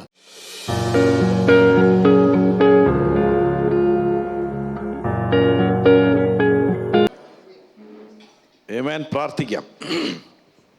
കർത്താവെ, അങ്ങയുടെ സന്നിധിയിൽ ഞങ്ങൾ വീണ്ടും വന്നിരിക്കുന്നു. ഇന്ന് ദൈവസന്നിധിയിൽ ദൈവത്തിൻ്റെ വലിയൊരു സാന്നിധ്യം ഞങ്ങൾ ചോദിക്കുകയാണ്. ഞങ്ങൾ കർത്താവിൻ്റെ മക്കളായി തീർന്നതും കർത്താവിൻ്റെ ഹിതമനുസരിച്ച് ജീവിക്കുന്നതെല്ലാം കർത്താവിൻ്റെ പദ്ധതിയും യോജനയുമാണ്, ഞങ്ങളുടെ ആരുടെയും അല്ല. കർത്താവ് ഞങ്ങൾ പോകുന്ന വഴിക്ക് ഞങ്ങൾ കർത്താവിനെ അറിയാൻ വേണ്ടി ഇറങ്ങിയവർ പോലുമല്ല. എന്നാൽ ദൈവം ഞങ്ങളെ ഓരോരുത്തരെയും ദൈവത്തിൻ്റെ പദ്ധതി പ്രകാരം ഞങ്ങളെ കർത്താവിൻ്റെ ആ പ്ലാനിലേക്ക്, കർത്താവിൻ്റെ ആ ഒരു വലിയ നിയോഗത്തിലേക്ക് ഞങ്ങളെയും ഉൾപ്പെടുത്തി ഞങ്ങളതിൽ ഭാഗവാക്കുകളാക്കി തീർത്തു. ഞങ്ങളിന്ന് നന്ദിയോടെ എല്ലാവരും നന്ദി പറഞ്ഞ കർത്താവിനോട്. നന്ദി കർത്താവേ, സ്തോത്രം സ്തോത്രം. കർത്താവ് ഞങ്ങൾക്ക് ചെയ്ത എല്ലാ ഉപകാരങ്ങൾക്കുമായി ഞങ്ങൾ നന്ദിയോടെ സ്തുതിക്കുകയാണ്, യേശുവിൻ്റെ നാമത്തിൽ തന്നെ. ആമേൻ, ആമേൻ, ഹല്ലേലൂയ. ഞാൻ ഈ കഴിഞ്ഞ ദിവസങ്ങളിലെല്ലാം ഞാൻ പറഞ്ഞൊരു കാര്യമുണ്ട്, മറക്കരുത്. കാരണം ഈ 2024 ബേബി ബ്രദർ അതിനെക്കുറിച്ച് കുറച്ച് പറഞ്ഞായിരുന്നു. എന്നാൽ ദൈവം എൻ്റെ ഹൃദയത്തിലിട്ട 3 കാര്യങ്ങളിൽ ഒന്ന് നമ്മൾ ശിഷ്യന്മാരായി തീരണമെന്നാണ്. ഹല്ലേലൂയ. ശിഷ്യന്മാരായി തീരുവാനാണ് നമ്മുടെ വിളി. നമ്മൾ വിശ്വാസികളായിട്ട് ഇരിക്കാനല്ല നമ്മുടെ വിളി. അത് പലപ്പോഴും നമ്മൾ വിശ്വാസി എന്ന് പറഞ്ഞ് ഞാൻ വിശ്വാസത്തിൽ വന്നു കഴിഞ്ഞപ്പോൾ എൻ്റെ കൂടെയുള്ളവരും ഞാൻ പരിചയപ്പെട്ടവരും എല്ലാവരും ഞാൻ കണ്ടിട്ടുണ്ട്. ചില സമയത്ത് നമ്മളിങ്ങനെ ചർച്ചിൽ വരാൻ വേണ്ടി നമ്മൾ ഈ ഹോള് എനിക്ക് തോന്നുന്നത് നമ്മൾ കത്തോലിക്കരുടെ നിന്ന് പഠിച്ചതാണെന്ന് തോന്നുന്നു. ഈ ഹോളിൻ്റെ ആ ഒരു കോൺസെപ്റ്റ്, വാസ്തവത്തിൽ ഇങ്ങനത്തെ ഹോളൊന്നും ഇല്ല, അങ്ങനത്തെ ഒരു കോൺസെപ്റ്റ് ഇല്ല. നമ്മൾ പുതിയ നിയമം വായിക്കുമ്പോഴെല്ലാം ഹൗസ് ചർച്ചിൽ എല്ലാവരും അതിൻ്റെ ഭാഗവാക്കുകളാണ്, സകലരും. അവിടെ ആരെയും മാറ്റി നിർത്തുന്നില്ല. അതുകൊണ്ടാണ് പലപ്പോഴും നമുക്ക് ഈ ശുശ്രൂഷയെ നമ്മൾ സഭയിൽ വന്നാൽ നമുക്കൊരു തൃപ്തി കിട്ടാത്തതിൻ്റെ കാരണം അതാ.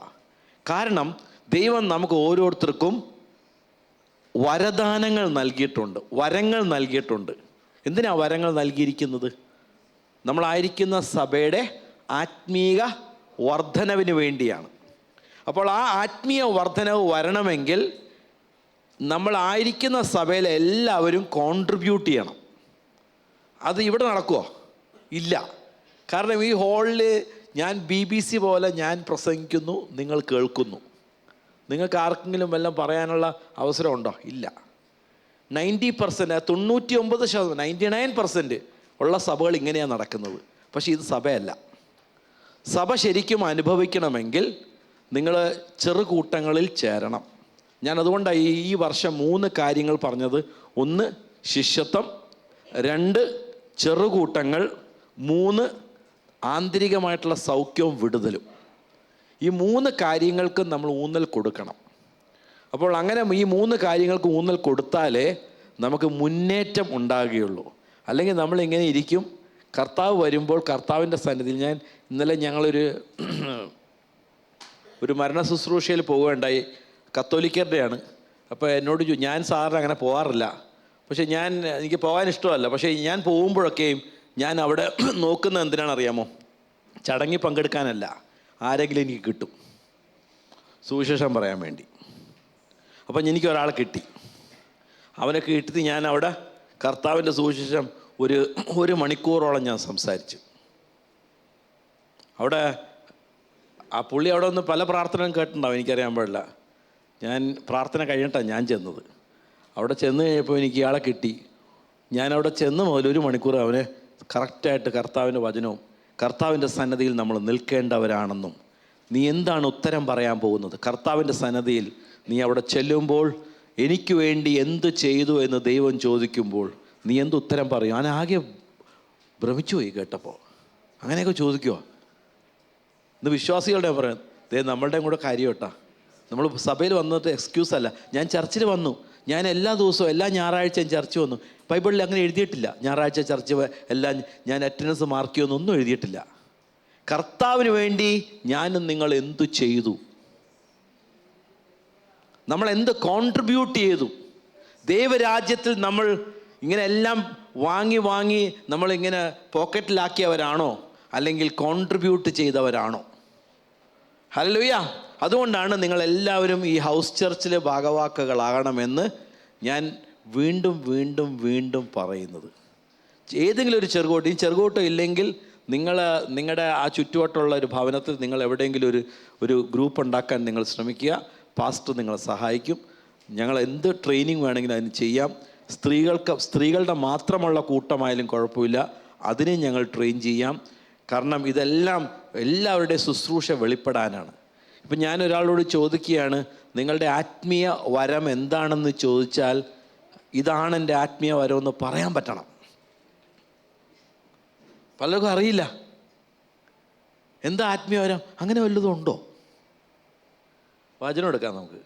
എഫീസിയർ 4-ാം അധ്യായത്തിൻ്റെ 7-ാം വാക്യം വായിച്ചു ഒന്ന് പ്രൊജക്റ്റ് ചെയ്യാവോ? എഫീസിയർ 4-ാം അധ്യായത്തിൻ്റെ 7-ാം വാക്യം ഒന്ന് പ്രൊജക്റ്റ് ചെയ്യാമോ? ഞാൻ 7 മുതൽ 11 വരെയുള്ള വാക്യങ്ങൾ കാണിക്കാൻ പോവാം. അപ്പോൾ അതിനകത്ത് we need to find out what our giftings are. എൻ്റെ വരം ദൈവം എനിക്ക് ഇങ്ങനെ വെറുതെ, നമുക്ക് ആരും വരമില്ലാത്തവരൊന്നുമില്ല, എല്ലാവർക്കും ദൈവം വരം കൊടുത്തിട്ടുണ്ട്. ഇത് പ്രൊജക്റ്റ് ചെയ്യാൻ പറ്റുമോ മോനെ?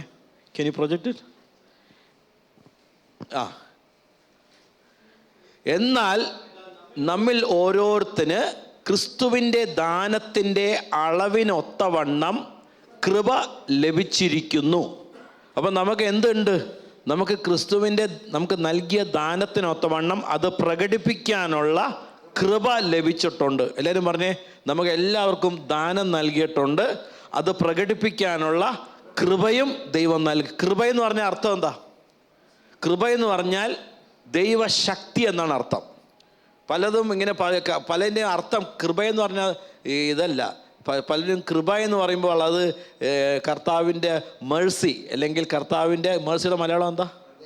ദയയായിട്ട് അത് തെറ്റിദ്ധരിക്കും. ദയയല്ല കൃപയെന്ന് പറഞ്ഞാൽ. കൃപയെന്ന് പറഞ്ഞാൽ ദൈവം നമുക്ക് നൽകുന്ന ഒരു പ്രത്യേക ശക്തിയാണ്. എന്തിനാ? ഈ ഭൂമിയിൽ നമുക്ക് ജീവിക്കണമെങ്കിൽ ദൈവകൃപ വേണം. ദൈവകൃപ ഇല്ലായെങ്കിൽ നമുക്കൊരിക്കലും ദൈവത്തിൻ്റെ ശക്തി നമ്മുടെ മേലുണ്ടാവില്ല. ദൈവം നമുക്ക് അർഹിക്കാത്തൊരു ദാനമായിട്ടാണ് ഈ ശക്തി നൽകുന്നത്. നമുക്ക് ദൈവികമായിട്ട് വിശുദ്ധമായിട്ടുള്ളൊരു ജീവിതം നയിക്കുവാൻ നമ്മുടെ ജഡത്തിൽ സാധിക്കില്ല, എത്ര ശ്രമിച്ചാലും പറ്റില്ല. അതുകൊണ്ടാണ് നമ്മുടെ ശ്രമമല്ല ഇത് കർത്താവിൽ നമ്മളെ തന്നെ. പലരും നമ്മോട് ചോദിക്കാറുണ്ട്, നീ ഇതൊക്കെ പറഞ്ഞിട്ട് നീ എനിക്ക് ജീവിക്കാൻ പറ്റുന്നുണ്ടോ? ജീവിക്കാൻ പറ്റില്ല. ജീവിക്കാൻ നമ്മൾക്ക് എങ്ങനെയാണ് സാധിക്കുന്നത്? നമ്മളെ തന്നെ കർത്താവിനായി സമർപ്പിക്കുമ്പോൾ അവൻ്റെ ആത്മാവിനാലാണ് സകലതും സാധ്യമാകുന്നത്. ഇതിനാണ് കൃപ എന്ന് പറയുന്നത്. ഹല്ലേലൂയ. എൻ്റെ ജയം കൊണ്ട് ഞാൻ ഇന്ന് ന്യൂ ഇയർ ആയപ്പോൾ ഞാൻ തീരുമാനിക്കുന്നു, ഞാൻ ഇന്ന കാര്യങ്ങൾ ചെയ്യത്തില്ല എന്ന്. അതുകൊണ്ടൊന്നും ഒരു കാര്യമില്ല. കാരണം ആ തീരുമാനമെല്ലാം നിൻ്റെ മനസ്സിൻ്റെ തീരുമാനങ്ങളാണ്. നീ കർത്താവിനെ ആരാധിച്ചു തുടങ്ങുക. കർത്താവിൽ നിന്നെ തന്നെ സമർപ്പിക്കുമ്പോൾ ദൈവത്തിൻ്റെ കൃപ നിൻ്റെ മേൽ ഉദിക്കും. കർത്താവിൻ്റെ കൃപ നിൻ്റെ മേൽ ഉദിക്കുമ്പോൾ നിനക്ക് ശക്തി ലഭിക്കുന്നു. എന്തിന്? ഏത് കാര്യവും നമുക്ക് ചെയ്യുവാനുള്ള ദൈവശക്തി അപ്പോഴാണ് ലഭിക്കുന്നത്. ഹല്ലേലൂയ. അടുത്ത വാക്യം വായിച്ചോ. 7-8 വായിച്ചേ. 8 എടുത്തേ. അവിടെ ഉണ്ട്. Very good. അതുകൊണ്ട് അവൻ ബദ്ധന്മാരെ പിടിച്ചുകൊണ്ടുപോയി ഉയരത്തിൽ കയറി മനുഷ്യർക്ക് ദാനങ്ങളെ കൊടുത്തു. മനുഷ്യർക്ക് ദാനങ്ങളെ കൊടുത്തു എന്ന് പറയുന്നതിൻ്റെ അർത്ഥം എന്താണ്? കർത്താവ് ഉയർത്തെഴുന്നേറ്റപ്പോൾ കുറേ പേര് എന്ത് ചെയ്യുന്നറിയാമോ? കൂടെ കൊണ്ടുപോയി. എന്നിട്ട് എന്ത് ചെയ്യുന്നറിയാമോ? മനുഷ്യർക്ക് ദാനങ്ങൾ ചൊരിഞ്ഞു കൊടുത്തു. ഹല്ലേലൂയ. കർത്താവ് ഉയർത്തെഴുന്നേറ്റപ്പോൾ സഭയെ ശക്തീകരിക്കുവാനായി ദൈവം മനുഷ്യർക്ക് ദാനങ്ങളെ കൊടുത്തു.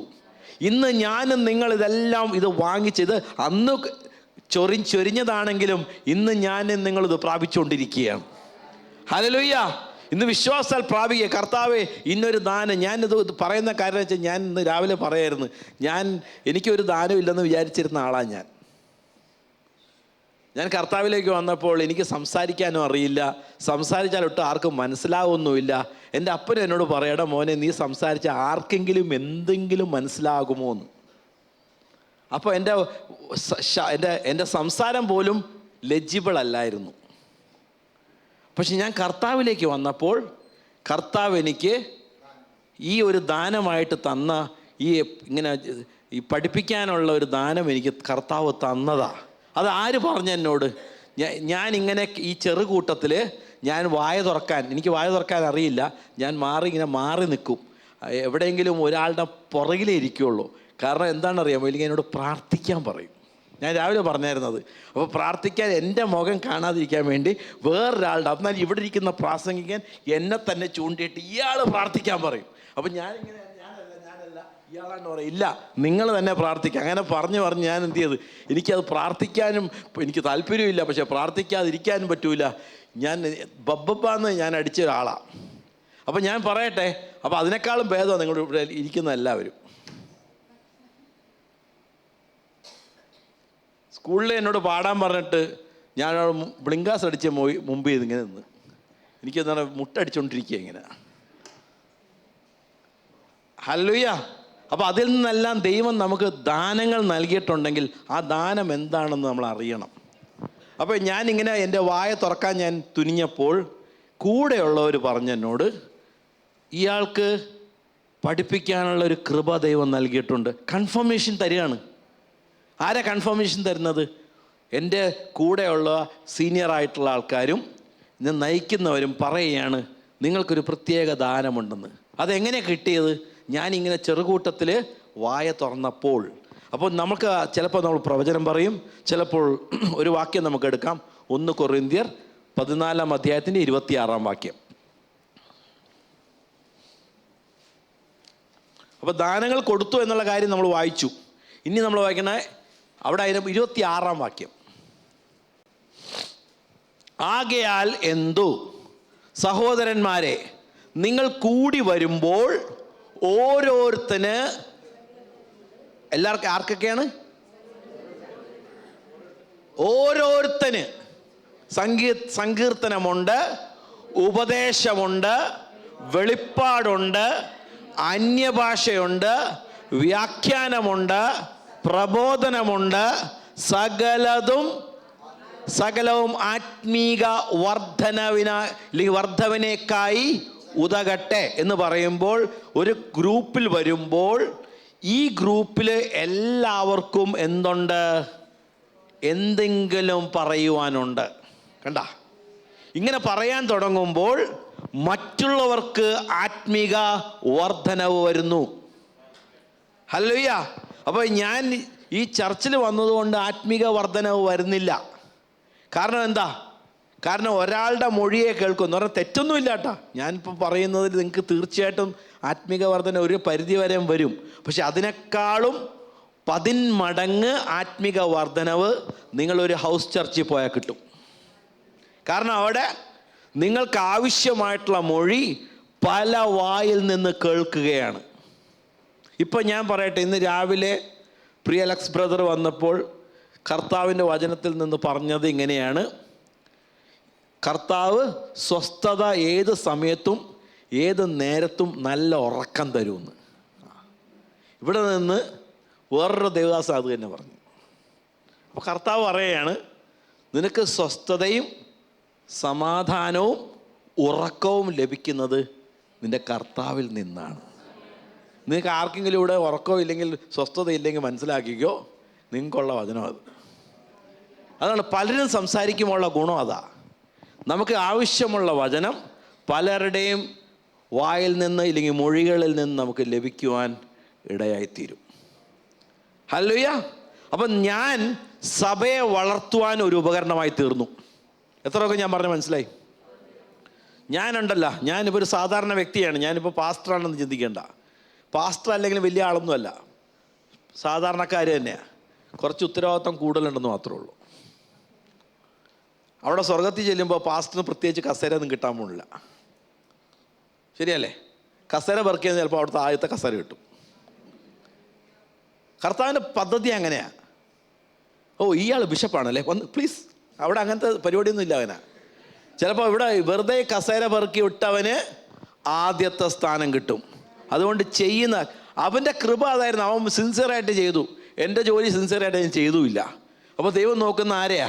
സിൻസിയറായിട്ട് ചെയ്യാം. മൈക്രോഫോൺ ആൾക്കാർ കടിപിടി കൂടുക. മൈക്രോഫോൺ ആണ്ട വലിയ സംഭവമാണ്. ഒരു സംഭവമില്ല. മൈക്രോഫോണും സംഭവമല്ല. പണ്ട് ഞങ്ങൾ ടൈ ഇടുമായിരുന്നു, അതും വലിയ സംഭവമല്ല. ആർക്ക് വേണമെങ്കിൽ ടൈ ഇടാം. ഇന്ന് സ്കൂളിൽ പോണ പിള്ളേർ ടൈ ഇടുന്നു.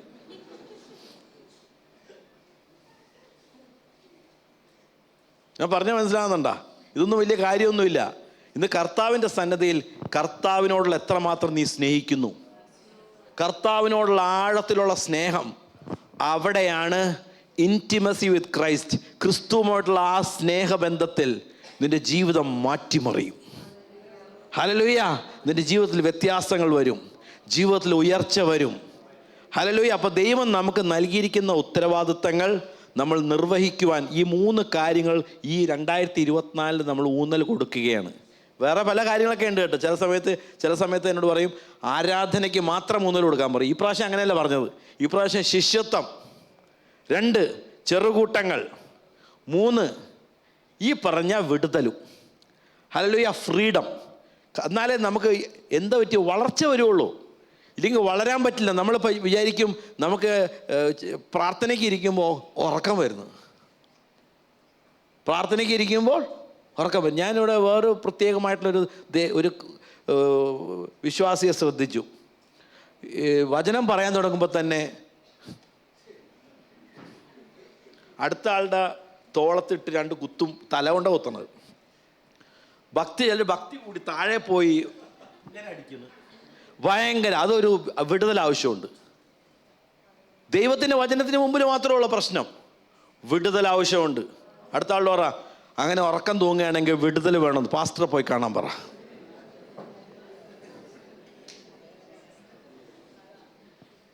കുറേ പേരൊക്കെ പോയി ചൊടിച്ച് നേരെ ഞങ്ങൾ ഉറങ്ങട്ടെന്ന്. വിടുതൽ ആവശ്യമുണ്ട്.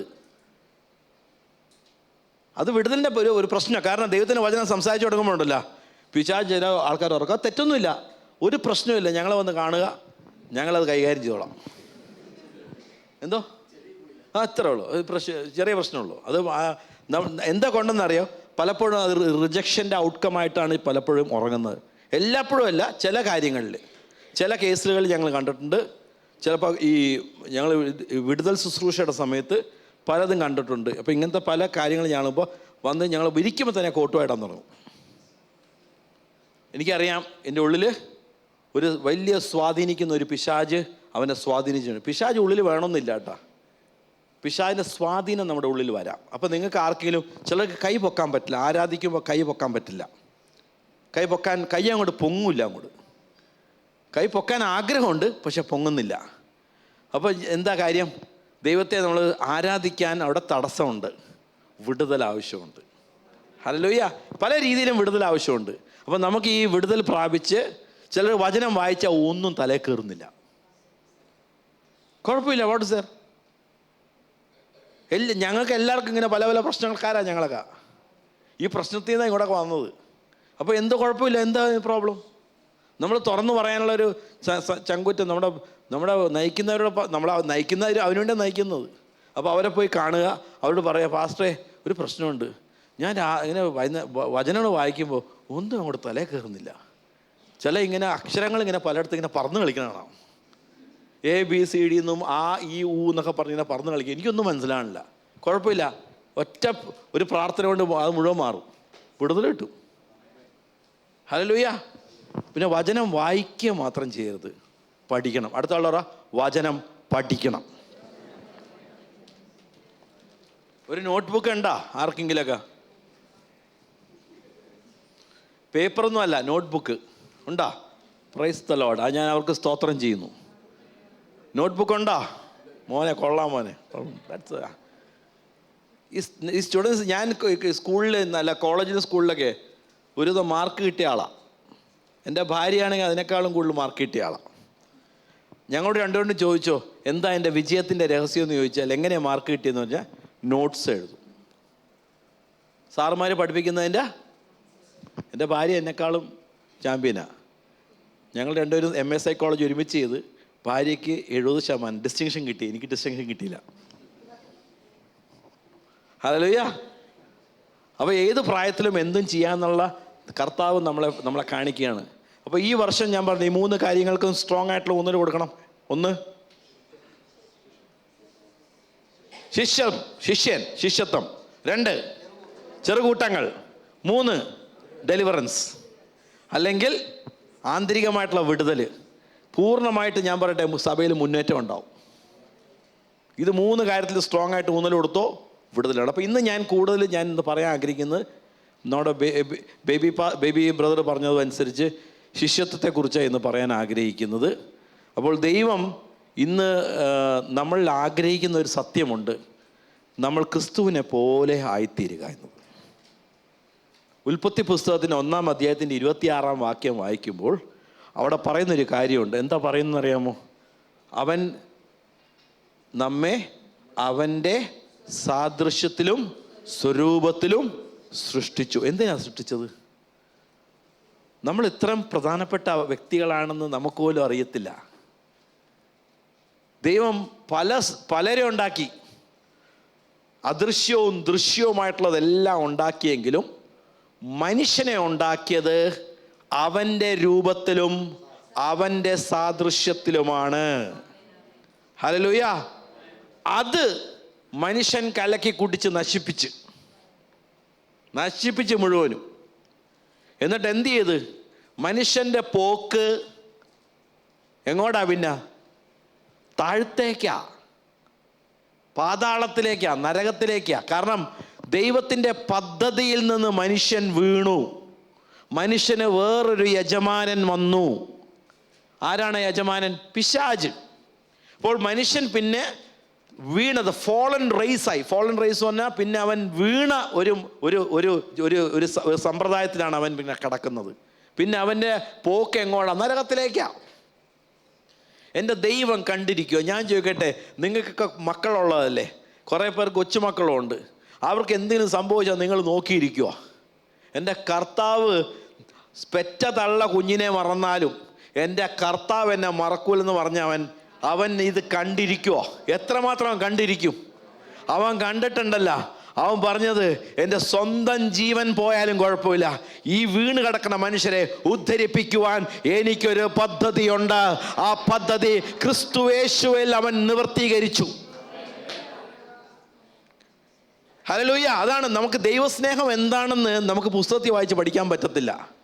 ദൈവസ്നേഹം എന്തെന്ന് അറിയണമെങ്കിൽ പാസ്റ്റർ പറഞ്ഞൊരു കാര്യമുണ്ട്, ആത്മാവിലേ കിട്ടുള്ളൂ. ഇത് പകർന്നു കിട്ടുന്നതാ. റോമർ 5-ാം അധ്യായത്തിന് 5-ാം വാക്യം പറയുന്നത്, പ്രത്യാശയ്ക്കോ ഭംഗം വരുന്നില്ല, ദൈവസ്നേഹം നൽകപ്പെട്ടിരിക്കുന്ന പരിശുദ്ധാത്മാവിനാൽ നിന്റെ ഹൃദയത്തിലേക്ക് പകർന്നു നൽകപ്പെട്ടിരിക്കുന്നു. കണ്ടാ? അപ്പൊ ദൈവത്തിന്റെ ആത്മാവ് ഇന്ന് പ്രാപിക്കണമെങ്കിൽ ആത്മാവിലേ പറ്റത്തുള്ളൂ. കർത്താവ് നമുക്ക് പരിശുദ്ധാത്മാവിനെ തന്നതിൻ്റെ ഒരു മുഖ്യ കാരണം ഇതാണ്. കാരണം എന്താ? നഷ്ടപ്പെട്ടു പോയ സ്നേഹം. ഹല്ലേലൂയ. നഷ്ടപ്പെട്ടു പോയ സ്നേഹം അവൻ്റെ ആത്മാവിനാൽ അവൻ നമുക്ക് തിരികെ തരികയാണ്.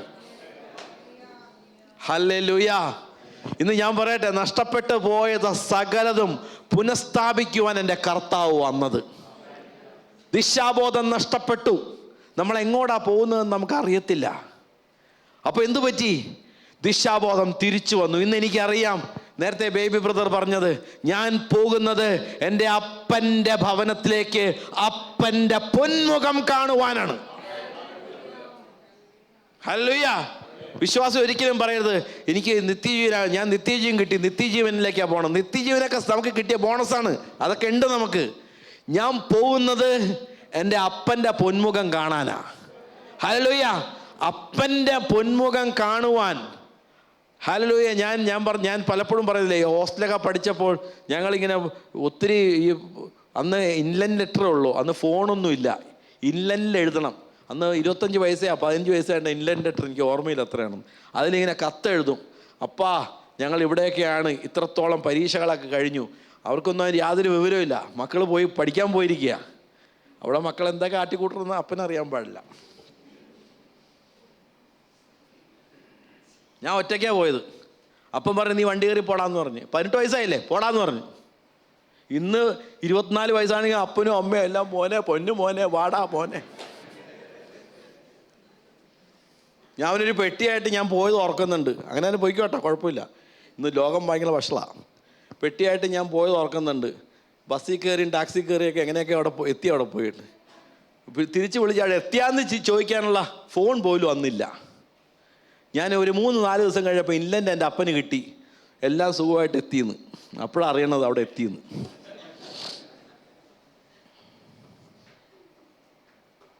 ഇന്ന് ഞാൻ പറയുന്നൊരു കാര്യം എന്താണെന്നറിയാമോ? ഇന്ന് ലോകം പിശാചിൻ്റെ അധീനതയിൽ, സ്വാധീനത്തിൽ നിൽക്കുകയാണ്.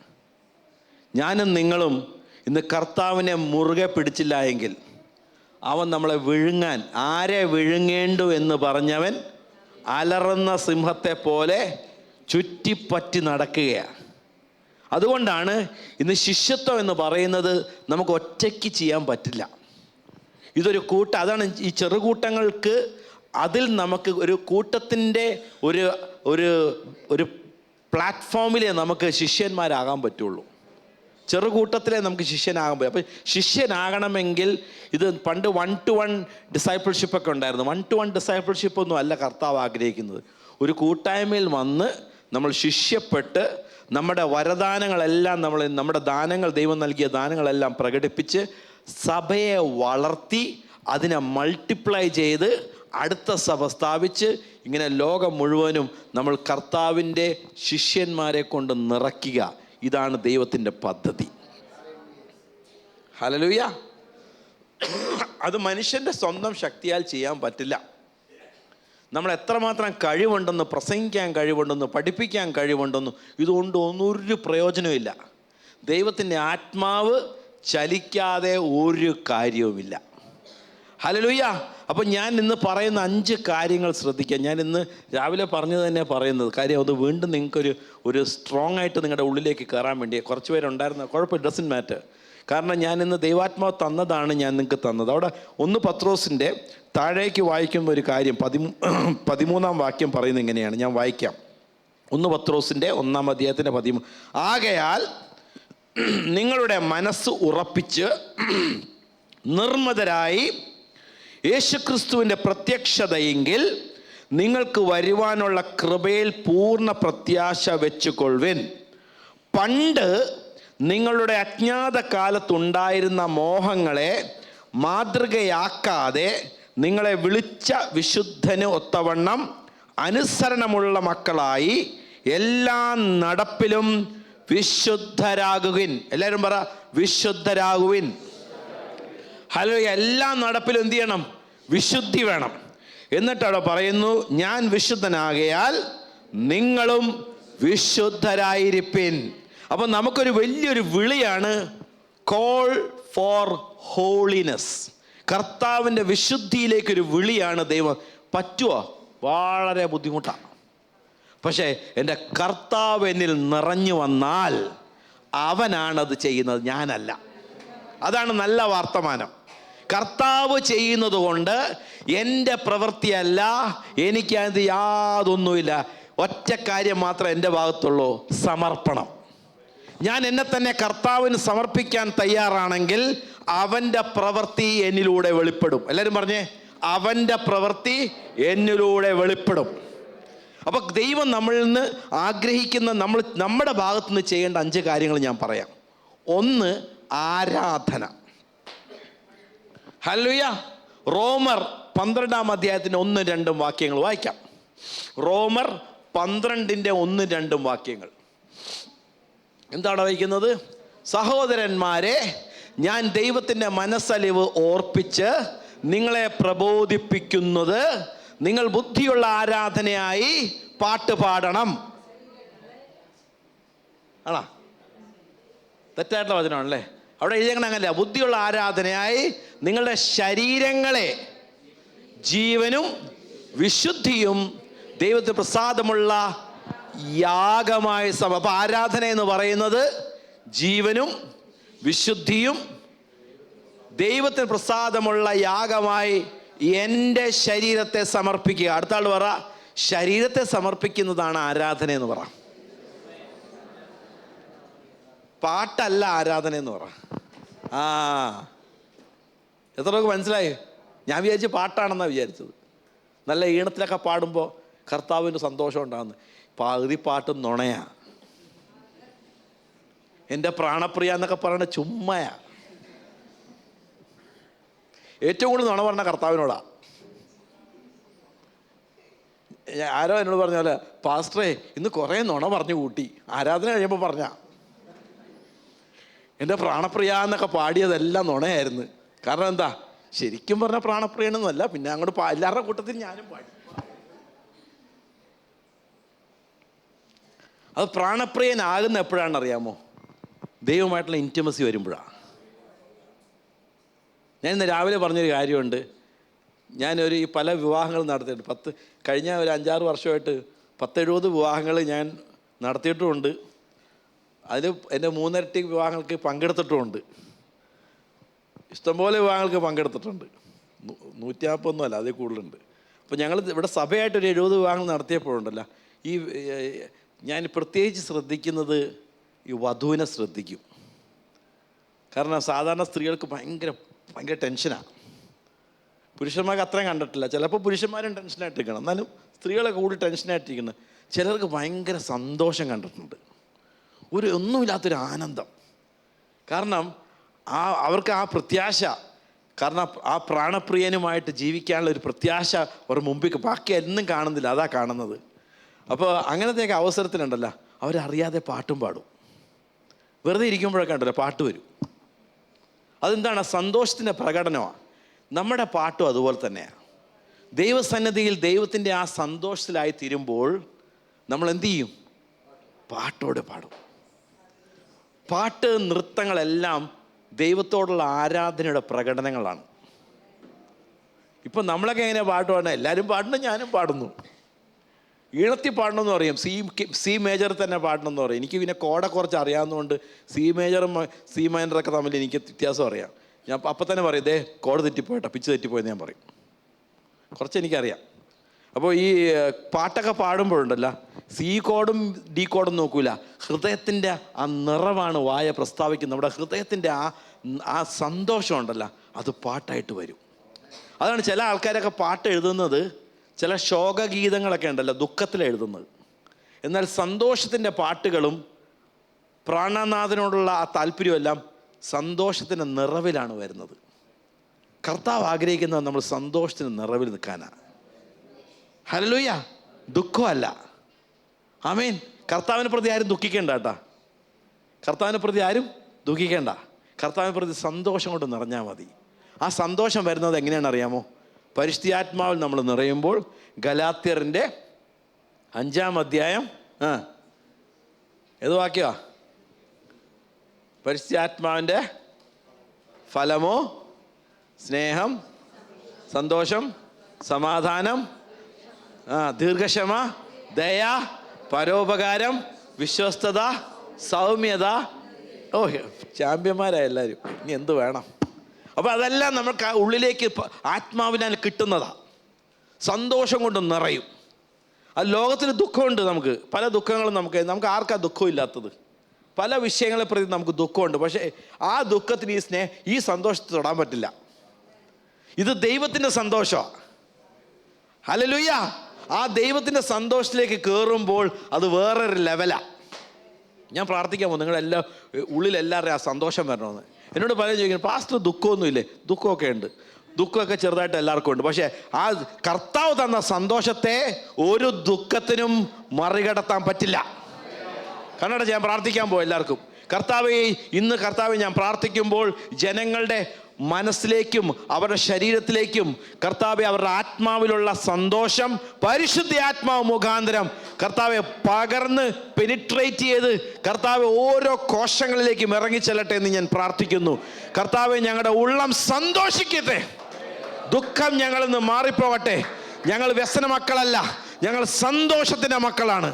കർത്താവിൻ്റെ ദയയും കർത്താവിൻ്റെ ആ കൃപയും എല്ലാം ഞങ്ങൾക്ക് ശക്തിയെല്ലാം നൽകിയിരിക്കുന്നത് ഈ സന്തോഷം കൊണ്ട് നിറയുവാനാണ്. സന്തോഷിക്കുന്നവർക്ക് കർത്താവിനെ ആരാധിക്കാൻ പറ്റത്തുള്ളൂ. കർത്താവെ, ഈ സഭ ഒരു ആരാധിക്കുന്ന സഭയായി തീരട്ടെ യേശുവിൻ്റെ നാമത്തിൽ തന്നെ. ആമേൻ. ഹല്ലേലൂയ. അപ്പം നമ്പർ 1 ആരാധനയാണ്. മത്തായിയുടെ സുവിശേഷം 22-ാം അധ്യായത്തിൻ്റെ 37-ാം വാക്യം പറയുന്നത്, എല്ലാറ്റിനുപരിയായിട്ട് ദൈവത്തെ നിന്റെ പൂർണ്ണ ഹൃദയത്തോടും പൂർണ്ണ ആത്മാവോടും പൂർണ്ണ മനസ്സോടും പൂർണ്ണ ശക്തിയോടും കൂടെ സ്നേഹിക്കാൻ. അത് കഴിഞ്ഞിട്ട് നീ തന്നെത്താൻ സ്നേഹിക്കുന്ന പോലെ അയൽക്കാരെ സ്നേഹിക്കുക. മത്തായിയുടെ സുവിശേഷം 22-ാം അധ്യായത്തിൻ്റെ 37-ാം വാക്യമാണ് ഞാൻ പറഞ്ഞത്. എന്താ ഇതിൻ്റെ അർത്ഥം? എന്താ? നമ്മൾ ഈ വീണപ്പെട്ട മനുഷ്യൻ, ഈ താഴെ വീണ് കിടക്കണ മനുഷ്യന് ദൈവത്തെ സ്നേഹിക്കാൻ പറ്റുമോ? നമുക്കിങ്ങനെ പാട്ടൊക്കെ പാടാം അല്ലേ? കുറേ പാട്ടുകാർ കുറേ പാട്ടൊക്കെ പാടിയിട്ടുണ്ട്. നമ്മൾക്കതൊക്കെ പഠിച്ച് പാടാന്നല്ലാണ്ട് പ്രാണപ്രിയ ഒരു പാട്ടൊക്കെ പാടി നമുക്ക് നിൽക്കാമെന്ന് മാത്രമേ ഉള്ളൂ. പക്ഷെ സ്നേഹം വരണമെങ്കിൽ ദൈവത്തിൻ്റെ പരിശുദ്ധാത്മാവിൽ നിറയണം. ഹല്ലേലൂയ. അപ്പോൾ ആരാധന എന്ന് പറയുന്നത് എന്നെ പൂർണ്ണമായിട്ട് ജീവനുള്ള യാഗമായിട്ട് കൊടുക്കുക. ചത്ത യാഗം കർത്താവിന് വേണ്ട. കർത്താവിന് വേണ്ടത് ജീവനുള്ള യാഗം എന്ന് പറഞ്ഞാൽ പരിശുദ്ധാത്മാവ് തുടിക്കുന്ന, ജീവൻ തുടിക്കുന്ന ഒരു യാഗമുണ്ടെങ്കിൽ അത് ദൈവത്താൽ ദൈവം എന്നിൽ ചെയ്യുന്ന ഒരു പ്രവൃത്തിയാണ്. ആമേൻ. നമുക്ക് കർത്താവിനെ ആരാധിക്കണമെങ്കിൽ പരിശുദ്ധാത്മാവ് വേണം. അതുകൊണ്ടാണ് ആദ്യത്തെ ചുവടെന്ന് പറഞ്ഞാൽ നമ്മളെ തന്നെ കർത്താവിനെ കൊടുക്കണം. അടുത്ത ആൾ പറ, കർത്താവിനായി എന്നെ തന്നെ കൊടുക്കണം. കർത്താവിനായി എന്നെ തന്നെ പൂർണ്ണമായിട്ട് കൊടുക്കണം. ദാറ്റ് ഈസ് ദി ആരാധന എന്ന് പറയുന്നത്. എന്നെ പൂർണ്ണമായിട്ട് ഒരു ജീവനുള്ള യാഗമായിട്ട് കൊടുക്കുന്നതാണ്. ആമേൻ. അപ്പോൾ ആ പറഞ്ഞ കാര്യം നമുക്ക് ദൈവം തന്നെ ആത്മാവിനാൽ നിറച്ച്, ഗലാത്യർ നമ്മളിപ്പോൾ വായിച്ചതുപോലെ 5-ാം അധ്യായത്തിൽ 22-ഉം 23-ഉം വാക്യം നമുക്ക് പൂർത്തിയാക്കാൻ പറ്റും. ദൈവം ചെയ്യുന്നത് നമ്മുടെ പണിയല്ല. ഹല്ലേലൂയ. ആരെയും കുറ്റം പറയേണ്ടത് എന്തുകൊണ്ടാണ് നീ അങ്ങനെ ആയി തീർന്നത്? അവൻ്റെ ഉള്ളിൽ ദൈവത്തിന് പ്രവർത്തിക്കാനുള്ള ചാൻസ് കിട്ടിയില്ല. അവൻ കൊടുത്തില്ല. നമ്മളും പലപ്പോഴും കൊടുത്തിട്ടില്ല. ആമേൻ. അപ്പോൾ ദൈവം നമ്മൾ ആഗ്രഹിക്കുന്ന ഒരു ശിഷ്യനായി തീരുവാൻ ആദ്യത്തെ ചുവട്, എല്ലാവരും പറ, അവനെ ആരാധിക്കുക. രണ്ടാമത്തെ കാര്യം പ്രാർത്ഥന. ഹല്ലേലൂയ. എന്തിനാ പ്രാർത്ഥന എന്നറിയാമോ? ഒരു കുഞ്ഞ്, ഞാൻ രാവിലെ പറഞ്ഞു, കുഞ്ഞ് ജനിക്കുമ്പോൾ അവൻ ജനിക്കുന്നതേ ആരാധകനായിട്ടാണ്. ഒരു കുഞ്ഞുണ്ടല്ല, നിങ്ങൾക്ക് ആർക്കെങ്കിലും കുഞ്ഞുങ്ങളുണ്ടെങ്കിൽ ആ കുഞ്ഞുങ്ങൾ ശ്രദ്ധിച്ചോ. അവൻ ജനിച്ച് വീഴുമ്പോഴേ അവൻ ലോകത്തെ മുഴുവൻ അവൻ്റെ കൈത്തുമ്പിൽ കൊണ്ടുവരികയാണ്. സാരി ദുനിയ മേരെ മുട്ടിമേ എന്ന് പറയും. എന്ന് പറഞ്ഞാൽ എൻ്റെ കയ്യിലാണെല്ലാം. അവൻ എന്ത് ചെയ്യുന്ന അറിയാം? എല്ലാവരും, ഞങ്ങളുടെ കൊച്ചു പോകുമ്പോൾ വന്നപ്പോൾ ഞങ്ങൾക്ക് അറിയാം, ബാ എന്ന് പറയുമ്പോൾ എല്ലാവരും ഇവിടെ ഓടിച്ചെല്ലും. അമ്മ അപ്പനും എന്താണ് രാത്രി പനി പിടിച്ചാൽ പിന്നെ അമ്മയ്ക്കോ ഇല്ല അപ്പനും ഇല്ല ഉറക്കം, ഒന്നിനും ഉറക്കമില്ല. ഇങ്ങനെ മോനെ മോനെ മോനെ എന്താണെന്ന് ഇങ്ങനെ ചോദിച്ചുകൊണ്ടിരിക്കും. വേണ്ട. കാരണം എന്താ? അവൻ രാജാവായി, അവൻ ദൈവമായി. പാസ്റ്റർ പറഞ്ഞില്ലേ ഇന്ന്? കറക്റ്റായിട്ടുള്ള കാര്യം പറഞ്ഞത്. ആ ദൈവമായിട്ടുള്ളവൻ അവനെ പതുക്കെ അവിടെ വേണം, നീ ദൈവമൊന്നും അല്ല, നിനക്കൊരു ദൈവം ഉണ്ടെന്ന് പഠിപ്പിക്കുന്നതാണ് അപ്പൻ്റെ അമ്മയുടെ പണി. ഞാൻ ഇന്ന് രാവിലെ പറയായിരുന്നു, അതിന് പകരം കെമിസ്ട്രി മാത്സൊക്കെ പഠിപ്പിച്ച് അവസാനം അവൻ കണക്ക് നമ്മളോട് ചോദിക്കും. നമ്മളവിടെ കണക്കൊക്കെ അവനെ പഠിപ്പിക്കും. A+B² എന്ന് പറയുമ്പോൾ അവൻ തിരിച്ചു വയ്ക്കും ++++ പറ. എത്ര പിള്ളേർ ഞങ്ങൾക്കറിയാം കണക്ക് ചോദിക്കുന്നു. അപ്പനോടും അമ്മയോടും കണക്ക് ചോദിച്ചുകൊണ്ടിരിക്കുക. അവനോട് പഠിപ്പിച്ചല്ലേ ചോദിക്കണത്. അവന് കൊടുത്തതാണ് അവൻ പുറത്തേക്ക് കൊണ്ടുവരുന്നത്. അവന് ദൈവത്തെ കൊടുക്കുക. ഒരു അപ്പനും അമ്മയ്ക്കും കൊടുക്കാവുന്ന ഏറ്റവും വലിയ സമ്പത്തെന്ന് പറഞ്ഞത് അവൻ്റെ ദൈവത്തെ അവന് പരിചയപ്പെടുത്തുക, അവൻ്റെ ദൈവമായിട്ട് അവനെ കണക്ട് ചെയ്യുക. അത് അവന് ഏറ്റവും വലിയ, അവൻ ജീവിതത്തിൽ ഒരിക്കലും പരാജയപ്പെടില്ല. ഞാൻ പറയാം, എഴുതി തരാം, പരാജയപ്പെടില്ല. അവന് ഉയർന്ന് ടോപ്പ് ക്ലാസ്സായി മാറും.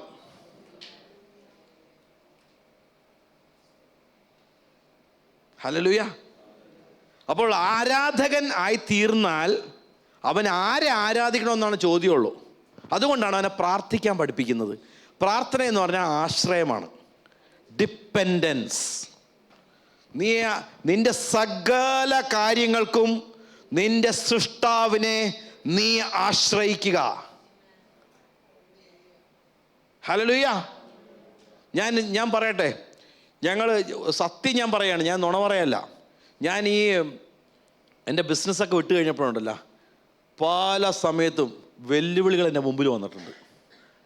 കാരണം ബിസിനസ് ചെയ്യുമ്പോൾ നമുക്കൊരു ഗുണമുണ്ട്, കാശിങ്ങനെ വരുവേ. ഇങ്ങനെ നമ്മൾ ഓർക്കാപ്പുറത്തൊക്കെ ഇങ്ങനെ കാശ് വരും. കാശൊക്കെ നമുക്ക് എങ്ങനെ വേണമെങ്കിലും ചിലവാക്കാം. ഞാൻ ബിസിനസ് എല്ലാം കളഞ്ഞപ്പോഴാണ് കർത്താവിനെ ആശ്രയിക്കാൻ പഠിച്ചത്. ആരോടെങ്കിലും ചോദിക്കാൻ പറ്റുമോ? പാസ്റ്ററായി പോയില്ലേ. പാസ്റ്റർ ഒരാൾ ചോദിക്കുകയാണ്, ഒരു 5000 രൂപ കടം തരുമെന്ന് ചോദിച്ചാൽ, ഞാനെങ്ങനെ ചോദിച്ചാൽ പിന്നെ നിങ്ങൾ 10,000 അല്ല 1,00,000 കടം ചോദിക്കാൻ തുടങ്ങും. സത്യമല്ലേ? പാസ്റ്റർ ചോദിച്ചാൽ പിന്നെ നിങ്ങളുടെ കാര്യം എന്താ? ശരിയല്ലേ? ആണോ? അപ്പോൾ എനിക്ക് ചോദിക്കാൻ പറ്റുമോ? ഒന്നും ചോദിക്കാൻ പറ്റില്ല. അപ്പോൾ നമ്മൾ കർത്താവേ അങ്ങാണ് എൻ്റെ ആശ്രയം. ഹല്ലേലൂയ. ഞാൻ ഓർക്കുന്നുണ്ട്, ഞങ്ങളുടെ ഒരു പാസ്റ്റർ, ചെന്നൈയിലുള്ള പാസ്റ്ററാണ്. പുള്ളി ശുശ്രൂഷയൊക്കെ, പുള്ളി അധികം പട്ടിണി നടന്നിട്ടുള്ള ഒരാളാണ്. ശുശ്രൂഷയൊക്കെ പന്തലിച്ച് വലുതായി കഴിഞ്ഞപ്പോൾ മോൻ അപ്പനോട് ചോദിച്ചു, അപ്പ എല്ലാവർക്കും എൻ്റെ പ്രായത്തിലൊക്കെ എല്ലാ പിള്ളേർക്കും സൈക്കിളായി, എനിക്കൊരു സൈക്കിൾ വേണമെന്ന് പറഞ്ഞു. അപ്പന് 3 സൈക്കിൾ മേടിക്കാനുള്ള കാശുണ്ട്, ഇല്ലെങ്കിൽ 10 സൈക്കിൾ മേടിച്ചു കൊടുക്കാനുള്ള കാശുണ്ട്. അപ്പം പറഞ്ഞ് നിനക്ക് 5 പൈസ ഞാൻ തരില്ലെന്ന് പറഞ്ഞു. മുട്ടുമ്പോൾ നിൽക്കണമെന്ന് പറഞ്ഞു. നീ മുട്ടുമ്പോൾ നിന്നിട്ട് നീ സൈക്കിൾ എന്നോടല്ല ചോദിക്കേണ്ടത്. ഞാനല്ല നിൻ്റെ പ്രൊവൈഡർ, ഞാനല്ല നിൻ്റെ സ്രോതസ്, ഞാനല്ല നിൻ്റെ ഉറവിടം, ഞാനല്ല നിൻ്റെ ഉറവിടം കർത്താവാണ്. നീ മുട്ടുമെന്ന് പഠിക്കണമെന്ന് പറഞ്ഞ്. പിള്ളേരെ പഠിപ്പിക്കേണ്ട അങ്ങനെയാണ്.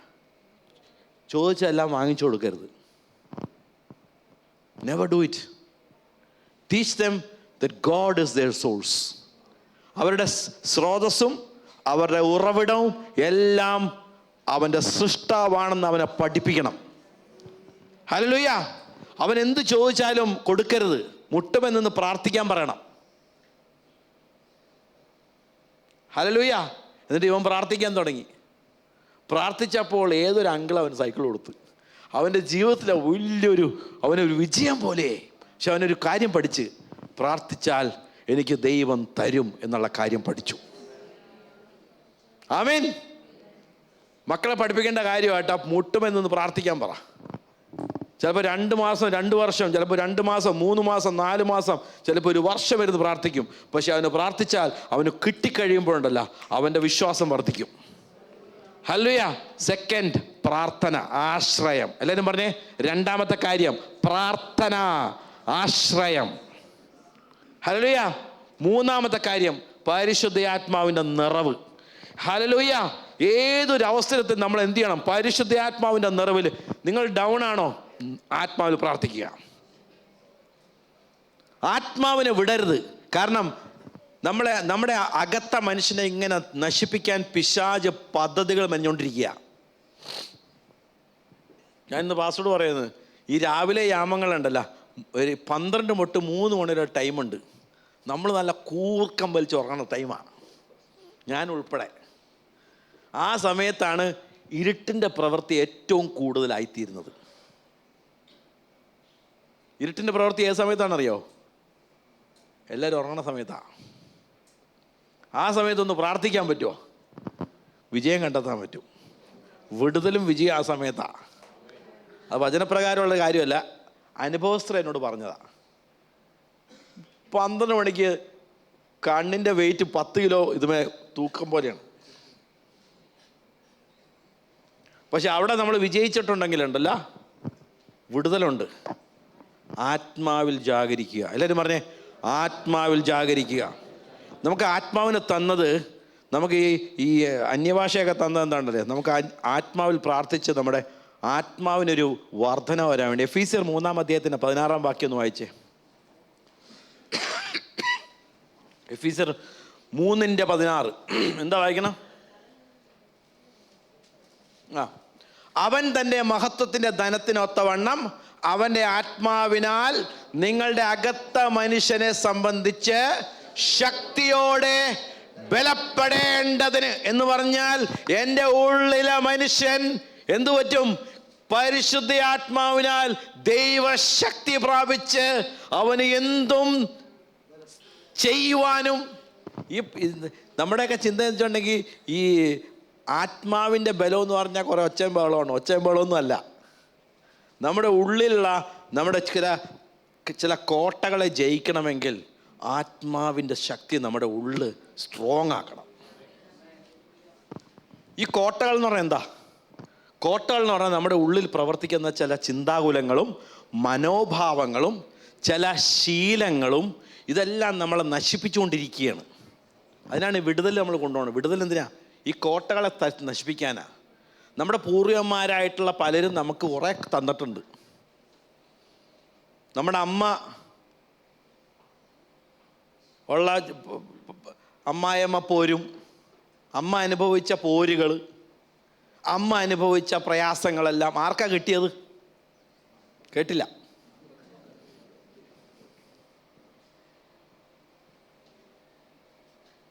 അതെല്ലാം നമുക്ക് കിട്ടി. ഫ്രീ ആയിട്ട്, കാശൊന്നും കൊടുത്തില്ല, ഫ്രീ ആയിട്ട് കിട്ടി. അതിൻ്റെ അനന്തരഫലമാണ് നമ്മൾ. പക്ഷേ ഞാനൊരു കാര്യം പറയട്ടെ, ഞാൻ അതിൻ്റെ അനന്തരഫലമല്ലെന്ന് തീരുമാനിച്ചു. ഹല്ലേലൂയ. എൻ്റെ കർത്താവ് കാൽവരി ക്രൂശിൽ ചെയ്തതിൻ്റെ അനന്തരഫലമാണ് ഞാൻ. എൻ്റെ അമ്മയിൽ നിന്ന് കിട്ടിയതിൻ്റെ അനന്തരഫലമല്ല ഞാൻ. പലരും എന്നെ ദുഃഖിപ്പിച്ചു, പലരും എന്നെ നൊമ്പരം തന്നു, പ്രയാസം നൽകി. ഇതിൻ്റെ അനന്തരഫലമല്ല ഞാൻ. എൻ്റെ കർത്താവ് കാൽവരി ക്രൂശിൽ ചെയ്തതിൻ്റെ അനന്തരഫലമാണ് ഞാനും നിങ്ങളും. എല്ലാവരും ഒന്ന് പറഞ്ഞേ, എൻ്റെ കർത്താവ് കാൽവരി ക്രൂശിൽ ചെയ്തതിൻ്റെ അനന്തരഫലമാണ് ഞാൻ. പിശാച് കേൾക്കട്ടെ. ഹല്ലേലൂയ. നമ്മളിത് തളർത്താൻ വേണ്ടിയുള്ള ചില പിശാചിൻ്റെ തന്ത്രങ്ങളാണ് ഇതെല്ലാം. നിന്നെ ഒന്നിനും കൊള്ളത്തില്ലടാ. ആര് പറഞ്ഞ്?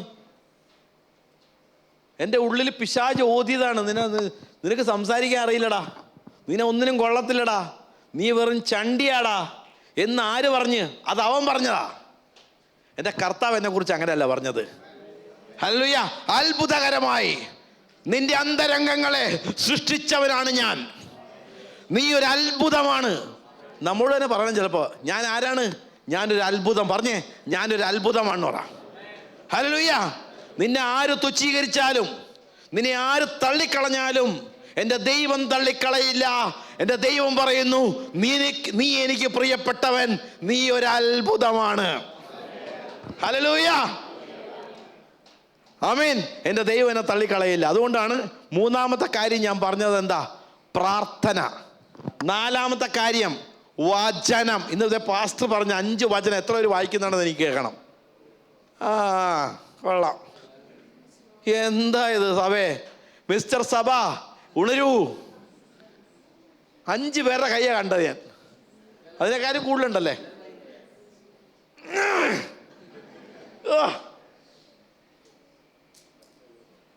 ഞാൻ അതിൻ്റെ കൂടെ പാസ്റ്ററെ പഴയ നിയമം പുതിയ നിയമം വേറൊരു പ്ലാനിൽ ഞാൻ കയറി, അത് തീർക്കാറായി.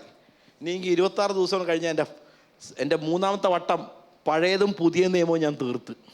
ഇപ്പോൾ പാസ്റ്റർ പറഞ്ഞില്ലേ, അത് ഞാൻ തുടങ്ങിയപ്പോൾ 5 വചനമല്ലേ, അത് പെട്ടെന്ന് കഴിയും. ഹല്ലേലൂയ. വചനം അടുത്തുള്ള വചനം വായിച്ച് പറ. വചനം വായിച്ച് പിന്നെ എന്ത് ചെയ്യണം? മനപ്പാഠമാക്കണം എന്ന് പറ.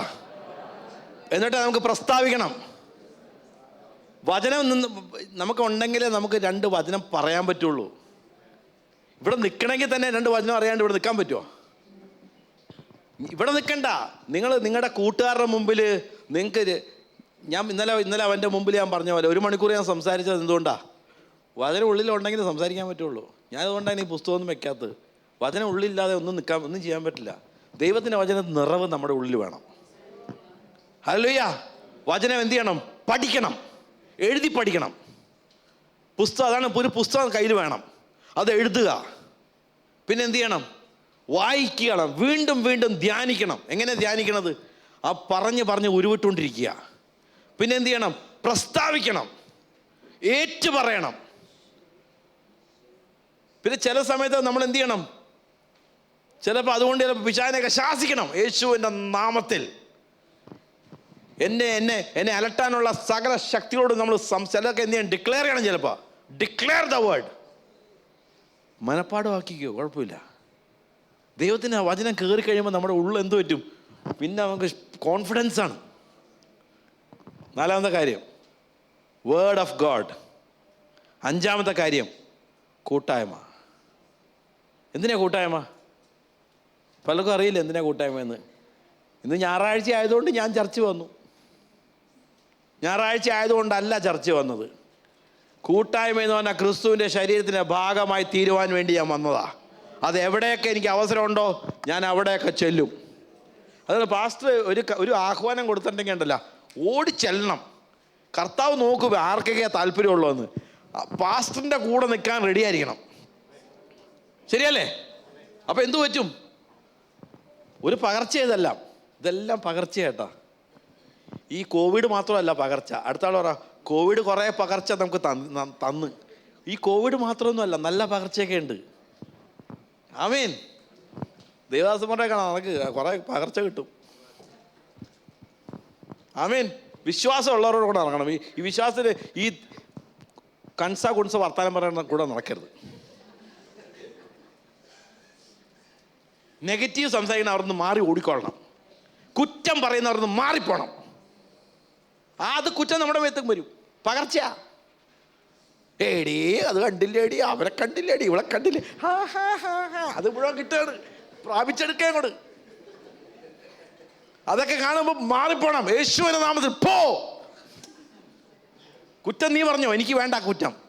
അത് മിക്കവാറും പാസ്റ്റർമാരെ കുറ്റമായിരിക്കും പറയണത്. ഞാനൊന്നും പറയില്ല. അതിനെ വായടക്കാൻ പറ്റില്ല. അവിടുന്ന് മാറി ഓടിക്കൊള്ളണം. ഹല്ലേലൂയ.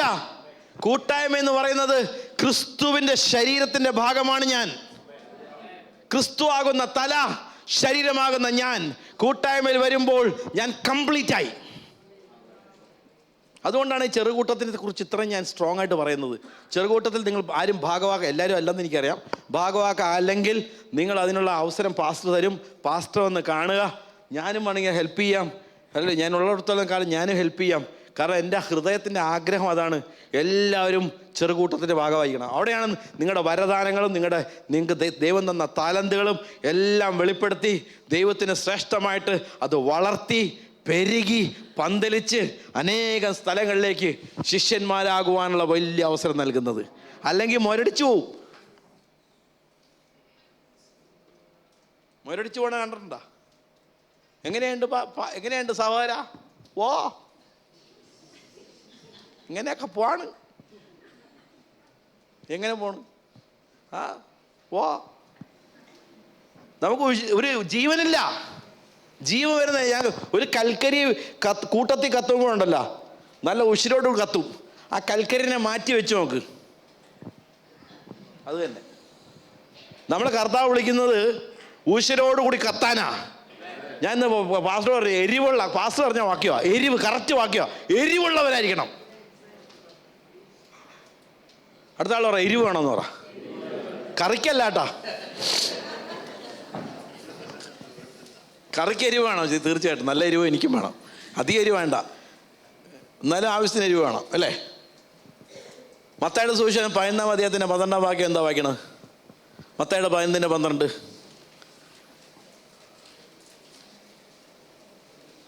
ആർക്കും ബൈഹാർട്ടുണ്ടോ? ആർക്കും അറിയാവോ എന്താണെന്ന്?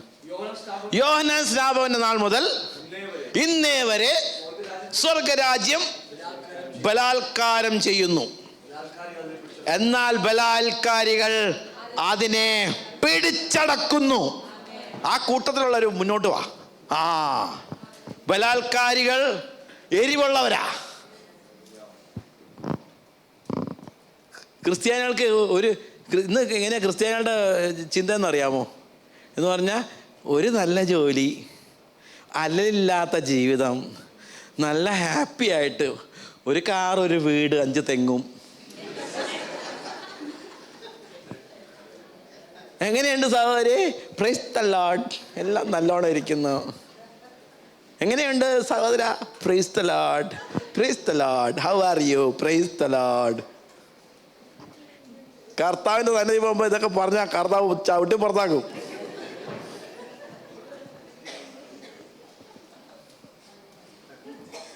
Hi bye. നല്ല രസമല്ലേ? എന്ത് ആരാധനയായിരുന്നു! എന്ത് ആരാധന! കർത്താവ് വിളിക്കുന്നത് എന്തിനാ? എരിവുള്ളവരാണ്. ഹല്ലേലൂയ. നമ്മൾ ഈ ദേശം കാണുമ്പോൾ എന്നോട് ഒരു പാസ്റ്റർ ചോദിച്ചു, ഞാൻ രാവിലെ പറഞ്ഞ, എടാ മോനെ, നിനക്ക് ഈ ദേശത്തെ കാണുമ്പോൾ നിന്റെ ഫീലിംഗ് എന്താണ്? എനിക്ക് പിശാചുണ്ടോ, എനിക്ക് കലിപ്പാണ് എനിക്ക് വരുന്നത്. അതിന് കലിപ്പോലും ഉണ്ടോ? അങ്ങനെ നമുക്ക് ഹാപ്പി അല്ലേ, ഭയങ്കര. എൻ്റെ മക്കളെ നമ്മളെയൊക്കെ വിളിക്കുന്നത് എരിവുള്ളവരായി തീരാനാ. ബലാത്കാരത്താൽ violent take it by force.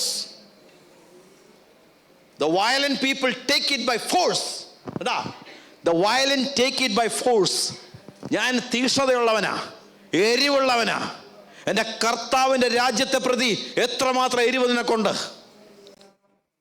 ജനങ്ങൾ നശിക്കുന്നത് കാണുമ്പോൾ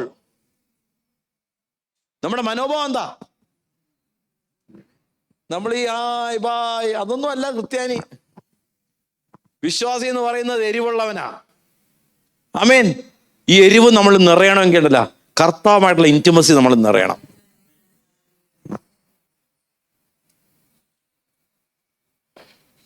ദൈവരാജ്യം നമുക്ക് വെറുതെ ഫ്രീ വാക്കല്ല, പിടിച്ചടക്കുക. എൻ്റെ ഉള്ളിൽ പരിശുദ്ധാത്മാവിൻ്റെ ശക്തി തന്നിരിക്കുന്നത് ബലാത്കാരത്താൽ പിടിച്ചടക്കാനാ. ആമേൻ. പിശാചിന്റെ പ്രവർത്തനങ്ങൾക്കെതിരെ നിൽക്കുവാനും, ഹല്ലേലൂയ, ദൈവരാജ്യത്തെ പിടിച്ചടക്കുവാൻ എൻ്റെ ഉള്ളിൽ എൻ്റെ മാനുഷികമായിട്ടുള്ള ശക്തി കൊണ്ടല്ല, ദൈവത്തിന്റെ ആത്മാവിന്റെ തുടിപ്പ്, ജീവന്റെ തുടിപ്പ് എന്നിലൂടെ പ്രവഹിക്കുന്നതുകൊണ്ടാ, വ്യാപരിക്കുന്നതുകൊണ്ടാ അനേകം പേരിലേക്ക്, ഹല്ലേലൂയ, എന്നിൽ വിശ്വസിക്കുന്നവരുടെ ഉള്ളങ്ങളിൽ നിന്ന് ജീവജലത്തിന്റെ നദികൾ ഗർജിക്കുന്ന.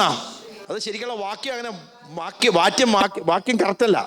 ടോറൻസ് ഓഫ് ലിവിംഗ് വാട്ടർ എന്ന് പറഞ്ഞെങ്കിൽ ശബ്ദിക്കുന്ന, ഗർജിക്കുന്ന, മാറ്റിമറിക്കുന്ന ജീവജലത്തിന്റെ നദികളുടെ പ്രവാഹം എന്നിലൂടെ ഒഴുകുന്നത് കർത്താവ് എന്നോട് വ്യാപരിക്കുമ്പോഴാണ്. പരിശുദ്ധാത്മാവ് വ്യാപരിക്കുമ്പോൾ ഞാൻ സാധാരണക്കാരനല്ല, എന്നോട് അസാധാരണമായിട്ടുള്ള ഒരു ശക്തി പകരും.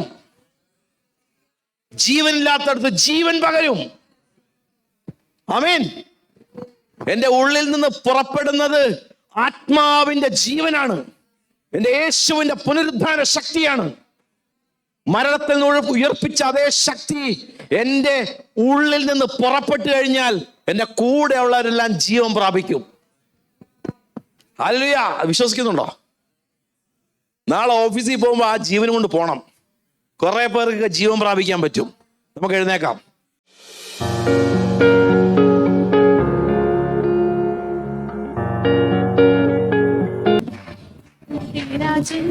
മഹിമയുടെ വനമേഘത്തിൽ എഴുന്നള്ളാറാ രാജാധിരാജൻ. മഹിമയുടെ വനമേഘത്തിൽ എഴുന്നള്ളാറാ. ക്ലേശം തീർന്ന് നാം നിത്യെ വസിപ്പാ, വസമൊരുക്കാൻ പോയ പ്രിയൻ താ, വസമൊരുക്കാൻ പോയ പ്രിയൻ താ. രാജാധിരാജൻ മഹിമയുടെ വനമേഘത്തിൽ എഴുന്നള്ളാറാ. രാജാധിരാജൻ മഹിമയുടെ വനമേഘത്തിൽ എഴുന്നള്ളാറാ. നിന്ന കഷ്ടത പരിഹാസങ്ങൾ ദുഷികളെല്ലാം തീരാൻ കാലമാ, ദുഷികളെല്ലാം തീരാൻ കാലമാ. രാജാധിരാജൻ വനമേഘത്തിൽ എഴുന്നള്ളാറാ. രാജാധിരാജൻ എഴുന്നള്ളാറാ. പ്രാണപ്രിയന്റെ പൊന്നുമുഖത്തെ തേജസ്സോടെ നാം കാണാൻ കാലമാ, തേജസ്സോടെ നാം കാണാൻ കാലമാ. രാജാധിരാജൻ മഹിമയുടെ വനമേഘത്തിൽ എഴുന്നള്ളാറാ. രാജാധിരാജൻ മഹിമയുടെ വനമേഘത്തിൽ എഴുന്നള്ളാറാ. കാന്തരുമായി വാസം ചെയ്യുവാൻ കാലം സമീപമായി പ്രിയരേ, കാലം സമീപമായി പ്രിയരേ. രാജാധിരാജൻ മഹിമയുടെ വനമേഘത്തിൽ എഴുന്നള്ളാറാ. രാജാധിരാജൻ മഹിമയുടെ വനമേഘത്തിൽ ഒരുങ്ങി നിന്നോ തന്നോടുകൂടെ മണിയറയിൽ വാഴാൻ കാലമായി, മണിയറയിൽ വാഴാൻ കാലമായി. രാജാധിരാജൻ മഹിമയോടെ വനമേഘത്തിൽ എഴുന്നള്ളാൻ. രാജാധിരാജൻ മഹിമയോടെ വനമേഘത്തിൽ എഴുന്നള്ളാൻ. യുഗായുഗമായി പ്രിയൻ കൂടെ നാം വാഴും സുദിന അസന്നമായി, വാഴും സുദിനം അസന്നമായി. രാജാധിരാജൻ മഹിമയോടെ വനമേഘത്തിൽ എഴുന്നള്ളാൻ. രാജാധിരാജൻ മഹിമയോടെ വനമേഘത്തിൽ കാഹളധ്വനി കേൾക്കും മാത്രയിൽ മറുരൂപമായി പറന്നിടാൻ, മറുരൂപമായി പറന്നിടാൻ. രാജാധിരാജൻ മഹിമയോടെ വനമേഘത്തിൽ എഴുന്നള്ളാൻ. രാജാധിരാജൻ മഹിമയോടെ വനമേഘത്തിൽ ക്ലേശം തീർന്നു നാം നിത്യ വസിപ്പാൻ, വസമൊരുപ്പാൻ പോയ പ്രിയൻ താൻ, വസമൊരുക്കാൻ പോയ പ്രിയൻ താൻ. രാജാധിരാജൻ മഹിമയോടെ വനമേഘത്തിൽ എഴുന്നള്ളാൻ. രാജാധിരാജൻ മഹിമയോടെ വനമേഘത്തിൽ എഴുന്നള്ളാൻ. പ്രാണപ്രിയന്റെ പൊന്നുമുഖത്തെ തേജസ്സോടെ നാം കാൺമാൻ കാലമായി, തേജസ്സോടെ നാം കാൺമാൻ കാലമായി. രാജാധിരാജൻ മഹിമയോടെ വനമേഘത്തിൽ എഴുന്നള്ളാൻ. രാജാധിരാജൻ മഹിമയോടെ വനമേഘത്തിൽ ഒരുങ്ങി നിന്നോ തന്നോടുകൂടെ മണിയറയിൽ വാഴാൻ കാലമായി, മണിയറയിൽ കാണാൻ കാലമായി. രാജാധിരാജൻ മഹിമയോടെ വനമേഘത്തിൽ എഴുന്നള്ളാൻ. രാജാധിരാജൻ മഹിമയോടെ വനമേഘത്തിൽ എഴുന്നള്ളാൻ. രാജാധിരാജൻ മഹിമയോടെ വനമേഘത്തിൽ എഴുന്നള്ളാൻ. നമുക്ക് നമ്മളെ തന്നെ ഏൽപ്പിക്കാം. ഇന്ന് പറഞ്ഞ കാര്യങ്ങൾ ശ്രദ്ധിക്കുക. കർത്താവിൻ്റെ വചനം നമ്മളോട് വ്യക്തമായിട്ട് സംസാരിച്ച 5 കാര്യങ്ങൾ ഞാൻ വീണ്ടും ആവർത്തിക്കുകയാണ്. ആരാധനയ്ക്ക് ഊന്നൽ കൊടുക്കുക. രണ്ടാമത്തെ കാര്യം ഞാൻ പറഞ്ഞത് പരിശുദ്ധാത്മാവിൽ നിറയുക, പ്രാർത്ഥിക്കുക, കർത്താവാണ് ആശ്രയം എന്ന് പറയുക. വചനം വിട്ടുമാറാതെ നമ്മളെപ്പോഴും വചനത്തിൽ ആശ്രയിച്ച് വചനം വായിച്ച് പഠിച്ച് പ്രസ്താവിച്ചും ഏറ്റുപറഞ്ഞും കൊണ്ടും നടക്കുക. കൂട്ടായ്മയിൽ ഭാഗവാക്കുകളാകുക. 5 കാര്യങ്ങൾ ഞാൻ പറഞ്ഞത്. ഇന്ന് ദൈവത്തിൻ്റെ ആത്മാവ് നമ്മുടെ ഹൃദയത്തോട് സംസാരിച്ച് നീ ആർക്കെങ്കിലും അതിനെക്കുറിച്ച് കൂടുതൽ അറിവ് വേണമെങ്കിൽ പാസ്റ്റർ പോയി കാണുക, പാസ്റ്ററോട് സംസാരിക്കുക. And God will bless you. കർത്താവായ യേശു ക്രിസ്തുവിൻ്റെ കൃപയും പിതാവായ ദൈവത്തിൻ്റെ സ്നേഹവും വഴി നടത്തുന്ന പരിശുദ്ധ ആത്മാവിൻ്റെ സഹവാസവും കൂട്ടായ്മയും ഇന്നും എന്നേക്കും കർത്താവിൻ്റെ മേഘപ്രത്യക്ഷത വരെയും ഉണ്ടാകുമാറാകട്ടെ. ആമേൻ. ജയം തന്ന കർത്താവിന് ഒരുമിച്ച് ഹല്ലേലൂയ, ഹല്ലേലൂയ, ഹല്ലേലൂയ.